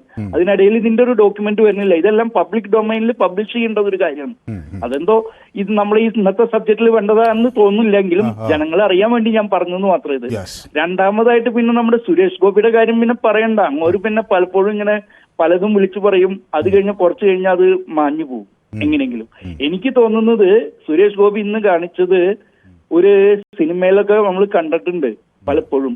അതായത് എന്തെങ്കിലും ഒരു പ്രശ്നം ഉണ്ടാക്കുമ്പോൾ അതിലെ വില്ലന്മാരായിരിക്കുന്ന ആളുകൾ ആ ഗൂഢാലോചന നടത്തി എന്തെങ്കിലും ഒരു പ്രശ്നം ഉണ്ടാക്കാൻ നോക്കും. ഒന്നുകിൽ രാജ്യസ്നേഹത്തിന്റെ പേരിൽ എന്തെങ്കിലും, അല്ലെങ്കിൽ ഒരു വർഗീയ കലാപം. ഏകദേശം സുരേഷ് ഗോപിയുടെ ഇന്നത്തെ ഈ അറ്റംപ്റ്റ് അതായിരുന്നു എന്ന് എനിക്ക് തോന്നുന്നു. കാരണം ഇന്നലെ വന്ന ബഡ്ജറ്റിൽ കേരളത്തിനൊന്നും കിട്ടാത്തതുകൊണ്ട് ഒരു മലയാളിയായ സുരേഷ് ഗോപിക്കും ജോർജ് കുര്യനെതിരായിട്ട് ജനങ്ങളുടെ ഒരു വികാരമുണ്ട് കേരളത്തിൽ. അതിൽ നിന്ന് മറികടക്കാൻ വേണ്ടി പെട്ടെന്നൊരു സബ്ജക്ട് ടേൺ ചെയ്യുന്ന മാതിരി ഒരു വർഗീയ ഇഷ്യൂ ഉണ്ടാക്കി കൊണ്ടുവന്നു, ജാതീയ ഇഷ്യൂ. അതൊരു 2-3 മണിക്കൂർ കഴിഞ്ഞപ്പോ ഇപ്പൊ കാണുന്നു അത് ഞാൻ പിൻവലിച്ചു. ഇത്തരം ഒരു അനുഭവം മാതിരിയാണ് എനിക്ക് തോന്നുന്നത്. എന്റെ ഒരു കാഴ്ചപ്പാടായിരിക്കും, പക്ഷെ അത് ശരിയാണോ തെറ്റാണോ എന്ന് അറിയില്ല. അത് അങ്ങോർക്ക് തന്നെ അറിയുള്ളൂ എന്തിനു വേണ്ടിയാണ് അത് വിളിച്ചു പറഞ്ഞതെന്ന്. പക്ഷെ അങ്ങോരുടെ പല പ്രസ്താവനകളും ഇന്ത്യൻ ഭരണഘടനയ്ക്ക് എതിരാണ്. വ്യക്തമാണ് താങ്കളുടെ അഭിപ്രായം. ഒരു ചെറിയ ഇടവേള എനിക്ക് അനിവാര്യമായി വന്നതുകൊണ്ടാണ്. എല്ലാ പ്രേക്ഷകരും തുടരാൻ ഞാൻ പെട്ടെന്ന് മടങ്ങി വരും. നമുക്ക് കുറച്ച് സമയം കൂടി പൊതുവേദി തുടരും. പൊതുവേദി തുടരുന്നു. തോമസ് കളരിക്കൽ പറയുന്നത് എല്ലാ പട്ടികജാതി ഗോത്ര വിഭാഗക്കാരും താഴ്ന്ന ജാതിക്കാരെന്ന് എപ്പോഴും പറയുന്നുണ്ടല്ലോ. അപ്പോൾ സുരേഷ് ഗോപി ഉന്നത കുലജാതിക്കാരൻ എന്ന് പറയുന്നതിൽ കലാപമുണ്ടാക്കുന്നതിന് അങ്ങനെ എന്താണ് കാര്യം എന്നതാണ്. അത് ഉന്നത കുലജാതൻ എന്നൊക്കെ ഒരു കേന്ദ്രമന്ത്രി അങ്ങനെ പറയുന്നത് അത് ശരിയാണോ എന്ന് എനിക്കറിയില്ല. ഞാൻ അതിനെന്തായാലും യോജിക്കുന്നില്ല. നമ്മളെല്ലാവരും ഒരേപോലെയുള്ള ആളുകളാണ്. പിന്നോക്ക വിഭാഗം എന്ന് പറയുന്നത് സാമൂഹിക സാമ്പത്തികമായി അവരെ കാലം പിന്നോക്കം ആക്കി എന്നുള്ളതുകൊണ്ട് നമ്മളിപ്പോൾ കൂടുതലും അതിന് ഷെഡ്യൂൾഡ് വിഭാഗം എന്ന തരത്തിലൊക്കെ ഉപയോഗിക്കുന്നുണ്ട്. അത് കാലങ്ങളായി അടിച്ചമർത്തപ്പെട്ട ജനങ്ങളുടെ ഒരു അവരെ പ്രതിനിധാനം ചെയ്യുന്ന ചില വാക്കുകൾ നമ്മൾ പ്രയോഗിക്കുന്നുണ്ട്. ചിലപ്പോഴൊക്കെ അത് ഇങ്ങനെ വരുന്നുണ്ട്. പക്ഷേ ചില ആളുകൾ അതനുസരിച്ച് ഉന്നത കുലജാതർ എന്നൊക്കെ ചിന്തിക്കുമ്പോഴാണ് ഇവിടെ പ്രശ്നം വരുന്നത് എന്നാണ് ഞാൻ വിചാരിക്കുന്നത്. ഓക്കെ. പിന്നെ സെബാസ്റ്റ്യൻ ചെർമേൽ എന്നോട് ചോദിക്കുന്നുണ്ട്, അദ്ദേഹം വായിക്കുന്ന കമൻറ്റുകളൊന്നും അദ്ദേഹം ഇടുന്ന കമൻറ്റുകളൊന്നും ഞാൻ വായിക്കുന്നില്ലല്ലോ എന്ന്. സെബാസ്റ്റ്യൻ ചെർമേലിൻ്റെ കമൻറ്റ് ഞാനിപ്പോൾ എടുത്തു വെച്ചിരിക്കുന്നു. പക്ഷേ അത് ഇതായിപ്പോൾ BJP വിരുദ്ധമായതുകൊണ്ടാണെന്ന്. എനിക്കങ്ങനെയൊന്നുമില്ല. സെബാസ്റ്റ്യൻ ചെർമേലിലാണ് എനിക്ക് BJPയേക്കാൾ കൂടുതൽ ഇഷ്ടം. കാരണം പൊതുവേദിയുടെ സ്ഥിരം പ്രേക്ഷകനാണ് സെബാസ്റ്റ്യൻ ചെർമേൽ. സെബാസ്റ്റ്യൻ ചെർമേൽ എപ്പോഴും പൊതുവേദിയിലുണ്ടോ എന്ന് ഞാൻ നോക്കാറുണ്ട്. അപ്പോൾ BJPയേക്കാൾ എനിക്കിഷ്ടം സെബാസ്റ്റ്യൻ ചെർമേലാണ്. സെബാസ്റ്റ്യൻ ചെർമേലിൻ്റെ വാക്കുകൾക്കാണ് ഞാൻ കൂടുതൽ വില നൽകുന്നത്. ഇന്നത്തെ പൊതുവേദി ഒരു കരിമരുന്ന് പൊട്ടിച്ചു പോലെ പ്രകമ്പനം കൊള്ളുന്നു അവതരണവും അഭിപ്രായങ്ങളും എന്ന് പറയുന്നു ഷൺമുഖം ധർമ്മടത്തിരുന്ന് പൊതുവേദി കാണുന്നതിൽ സന്തോഷം. മെട്രോ തൃശ്ശൂർ വരെ നീട്ടിയോ എന്ന് ചോദിക്കുന്നുണ്ട് ബൾക്ക് ഫുഡി. അതേപോലെ കൃഷ്ണദാസ് പറയുന്നു ബജറ്റിൽ കേരളം ഒഴിച്ച് ബാക്കി സംസ്ഥാനങ്ങൾക്കെല്ലാം വാരിക്കോരി കൊടുത്തു എന്ന് പറയുന്നുണ്ട്. അതേപോലെ ജയകുമാർ സ്വന്തം കയ്യിൽ നിന്നാണോ വിദേശ യാത്ര നടത്തിയത് എന്ന് മുഖ്യമന്ത്രി പറയണമെന്ന്. അത് എനിക്ക് തോന്നുന്നത് അദ്ദേഹത്തിൻ്റെ നമ്മുടെ സംസ്ഥാനവുമായി ബന്ധപ്പെട്ട ചെലവുകൾ, അതും അത് അല്ലാത്ത കുടുംബ ചെലവുകൾ സ്വാഭാവികമായും സർക്കാർ അവരുടെ വീട്ടിൽ നിന്നുമാണ് എടുക്കാറുള്ളത്. ഹാരിസ് പറഞ്ഞത് വളരെ ശരിയാണ് എന്ന് പറയുന്നു. വിനേഷ് കുമാറിനെയാണ് മറ്റൊരു ഫസ്റ്റ് ടൈം ഞാൻ പൊതുവേദി കാണുന്നു എന്ന് പറയുന്നു. വിനേഷ് കുമാർ ദുബായിൽ നിന്നാണ് പൊതുവേദി കാണുന്നത്. ദുബായിൽ നിന്ന് പൊതുവേദി കാണുന്ന വിനേഷ് കുമാറിന് ഞങ്ങളുടെ എല്ലാവിധ ആശംസകളും. അവിടെ കൂട്ടുകാരും ഒക്കെ ഒന്നിച്ചായിരിക്കും പൊതുവേദി കാണുന്നതെങ്കിൽ അത്രയും സന്തോഷം. കൂടെയുള്ള എല്ലാവരോടും അതുപോലെ സഹപ്രവർത്തകരോടും പൊതുവേദിയുടെ ആശംസകൾ അറിയിക്കണം. വേറെ വല്ല പണിയില്ലേ മനു എന്ന് ചോദിക്കുന്നു ഹജാറ മണിയാറം പറയുന്നു. ഹജാറ മണിയാറത്തിന് ഞാൻ ഇതല്ലേ എൻ്റെ പണി. ഞാൻ ഒരു മാധ്യമപ്രവർത്തകൻ എന്ന നിലയിൽ ഹജാറ മണിയാറം ഇവിടെ ഇങ്ങനെ വന്ന് പൊതുവേദി അവതരിപ്പിക്കുക, ജനങ്ങളുടെ അഭിപ്രായങ്ങൾ ആരായുക, അല്ലാത്ത വിവരങ്ങൾ ശേഖരിക്കുക എന്നതാണ്. ഇനി എനിക്ക് എന്നോടൊപ്പം ഒരു പ്രേക്ഷകൻ കൂടി ചേരുന്നുണ്ട്. ദീപു, ഒരു വാക്കോ 2 വാക്കോ പറയാൻ സമയം. ഒരു വാക്കോ 2 വാക്കോ. മനു ഇത്രയും നേരം ഇത് മുഴുവൻ ഇരുന്ന് വായിച്ചു. കുറെ പശുവുമ്പ ചാണകം മറ്റേത് മറിച്ചതെന്ന് പറഞ്ഞ കുറെ ഫേക്ക് ഐഡി വരിക, അത് മുഴുവൻ ഇരുന്ന് വായിക്കുക. ഞങ്ങളെ ഇങ്ങനെ പിടിച്ചു നിർത്താൻ, ഞങ്ങൾക്ക് അഭിപ്രായം പറയാൻ വരുമ്പോ 1 മിനിറ്റ് തരിക. എന്താ ഞങ്ങൾ ഇടുന്നത് വള്ളി നിക്കറും അല്ലാണോ? അതോ അവര് ബർമുടയിൽ ഞങ്ങൾ വള്ളി നിക്കറുമാണോ ഇടുന്നത്? എന്താ മനു ഇത്? ഒരു ഇത് വേണ്ടേ? ഞാൻ ചോദിക്കട്ടെ, ഇനി ഈ വിഷയത്തിലേക്ക് വരാം. നിങ്ങൾ ഈ ഫേക്ക് ഐഡികളുടെ ഒരു സംഭവം വായിക്കാതിരിക്കുക. അല്ലെങ്കിൽ ഒരു പ്രാവശ്യം ഒരാൾ ഇടുന്ന ഒരു പ്രാവശ്യം വായിക്കുക. 10 മെസ്സേജ് ഇട്ട 10 എന്തിനാ വായിക്കുന്നത്? ഒരേ അഭിപ്രായം തന്നെ 10 മെസ്സേജ് ഇട്ടിട്ട് തെറി വിളിക്കുന്ന മെസ്സേജുകളാണ് അത് മുഴുവൻ. ഇനി ഈ വിഷയത്തിലേക്ക് വന്നു കഴിഞ്ഞാൽ അല്ലെ സുരേഷ് ഗോപി ജാതിക്കാരോട് എന്താണ് സുരേഷ് ഗോപിക്ക് എന്താ ഈ താഴ്ന്ന ജാതിക്കാരോട് ഇത്രയും പ്രശ്നം? എന്താ സുരേഷ് ഗോപിക്ക്? സുരേഷ് ഗോപി മാത്രം മന്ത്രിയായാൽ സുരേഷ് ഗോപി ഇടുന്നത് ബർമുടയും മറ്റേ ഇടുന്നത് വള്ളിനിക്കറുമാണോ? ഇവർക്ക് എന്താ ഭരിച്ച പറ്റത്തില്ലേ? ഇയാൾ മാത്രം ഭരിച്ചിട്ട് ഇയാളിപ്പോ ഇത്രയും കാലം ഇപ്പൊ 1 വർഷം ആകുമ്പോന്നല്ലോ ഭരിച്ചിട്ട് അതിനകത്ത് എന്താണ് ഇയാൾ നടത്തിയത്? ഇയാൾ ടൂറിസം വകുപ്പ് നടത്തിയല്ലോ. ഇവിടെ കേരളത്തിനോ അല്ലെ ഇന്ത്യയിലോ ടൂറിസത്തിൽ എന്ത് നേട്ടമാണ് ഇയാൾ ഉണ്ടാക്കിയത്? എന്നിട്ടാണ് ഇയാൾ ഇവിടെ ഇരുന്നിട്ട് ബർമുട ഇട്ടോണ്ട് അവിടെ ഇരുന്നിട്ട് ഭരിക്കുക എന്ന് പറയുന്നത്. നമുക്ക് നാളെ വിശദമായി സംസാരിക്കാം. ഒരു വാക്കൂടെ പറയണം, ഒരു വാക്കാണ് മനു. ഇതിന്റെ ബഡ്ജറ്റിന്റെ നിങ്ങൾ സംസാരിക്കുകയാണെങ്കിൽ നാളെ കൂടെ ഈ ചർച്ച വെക്കണം. നിങ്ങൾ ഇന്നലെ പറഞ്ഞ ഈ 12 ലക്ഷം കൊടുത്തതിനൊക്കെ അതിന്റേതായിട്ടുള്ള കാര്യങ്ങളുണ്ട്. ഈ ഇലക്ഷൻ കഴിയുമ്പം അവര് ഇൻകം ടാക്സ് ബില്ലുമായിട്ട് വരുന്നുണ്ട്. എന്താണ് ഈ 12 ലക്ഷത്തിന്റെ കഥ എന്നൊക്കെ അപ്പോഴാണ് വരിക. അതുകൊണ്ട് ദയവ് ചെയ്തിട്ട് ഈ വിളിക്കുന്നവരെ കൂടെ ഒന്ന് നമുക്ക് അടുത്ത ദിവസം ഞാൻ അങ്ങോട്ട് വിളിക്കാം. അവസരം തരണമെന്ന് വിനീതമായി അഭ്യർത്ഥന. പിന്നെ മനു പറഞ്ഞ ഒരു കാര്യമുണ്ട്, മനുവിന് സംസാരിക്കാൻ 1 മണിക്കൂർ ഉള്ളൂ എന്ന് പറഞ്ഞു. ഞാൻ 23 മണിക്കൂർ സംസാരിക്കുന്നത് നിങ്ങളാണ് ഈ ചാനലിൽ കൂടെ ഞങ്ങൾ കേട്ടോണ്ടിരിക്കുകയല്ലേ. ഞങ്ങൾക്ക് സംസാരിക്കാൻ 1 മണിക്കൂറേ ഉള്ളൂ. ആ 1 മണിക്കൂറിൽ ഈ കുറെ പിന്നെ ഫേക്ക് ഐഡി വന്നിട്ട് അവർക്ക് ചാണകം പശുമ്പ അവര് ഇവരെന്ന് പറഞ്ഞു. ആയിക്കോട്ടെ, പക്ഷേ ഈ ന്യൂസ് 18 ഈ പൊതുവേദി എടുത്താൽ അതിൽ ഏറ്റവും കൂടുതൽ സംസാരിച്ച ഒരാളുടെ പേര് ചോദിച്ചാൽ ഞാൻ അതിനകത്ത് ഞാൻ അത് അവിടുന്ന് എങ്ങോട്ട് സംസാരിക്കുന്നോണ്ടാണ് എന്നെ പറയാനെന്ന് വെച്ചാൽ ഞാൻ പെട്ടെന്ന് നിർത്തും. അല്ല, ഞാൻ പറയുന്നതിനകത്ത് ശരി, നമ്മുടെ സമയം അതിക്രമിച്ചുകൊണ്ടാണ്. ഞാൻ വളരെ സന്തോഷം. ജഗദീഷ് കുമാർ ബഹ്റൈനിൽ നിന്ന് എനിക്ക് സൂപ്പർ പ്രോഗ്രാം എന്ന് പറയുന്നു. ജഗദീഷ് കുമാറിന് എന്റെ അഭിവാദ്യങ്ങൾ. ജോലിയുടെ ഇടയിലാണ് ഞാൻ ഇതൊക്കെ കാണുന്നത് എന്ന് പറയുന്നു മറിയാമ്മ. അത് പക്ഷേ ജോലി ശ്രദ്ധിക്കണം. ഞാൻ എത്ര കമന്റ് ഇട്ടു എന്ന് ഞാൻ കണ്ടില്ല കേട്ടോ. കണ്ടതുകൊണ്ട് ശ്രീ മറിയാമ്മ എന്തായാലും അടുത്ത ദിവസം നമുക്ക് കൂടുതൽ ഇത് കാണാം. ഞാനിപ്പോൾ സമയം അതിക്രമിച്ചുകൊണ്ടാണ് കുറേ പേരുടെ കമന്റുകൾ വിട്ടുപോയിട്ടുണ്ട്. നമുക്ക് അടുത്ത ദിവസം ഞാൻ വരുമ്പോൾ എല്ലാവരുടെയും കമന്റുകളും വായിക്കുന്നതായിരിക്കും. ജോലിക്കിടയിൽ പ്രോഗ്രാം കാണുന്നവർ പ്രത്യേകം ശ്രദ്ധിക്കണം, ജോലി കൂടി ശ്രദ്ധിക്കണം. Okay, thank you so much.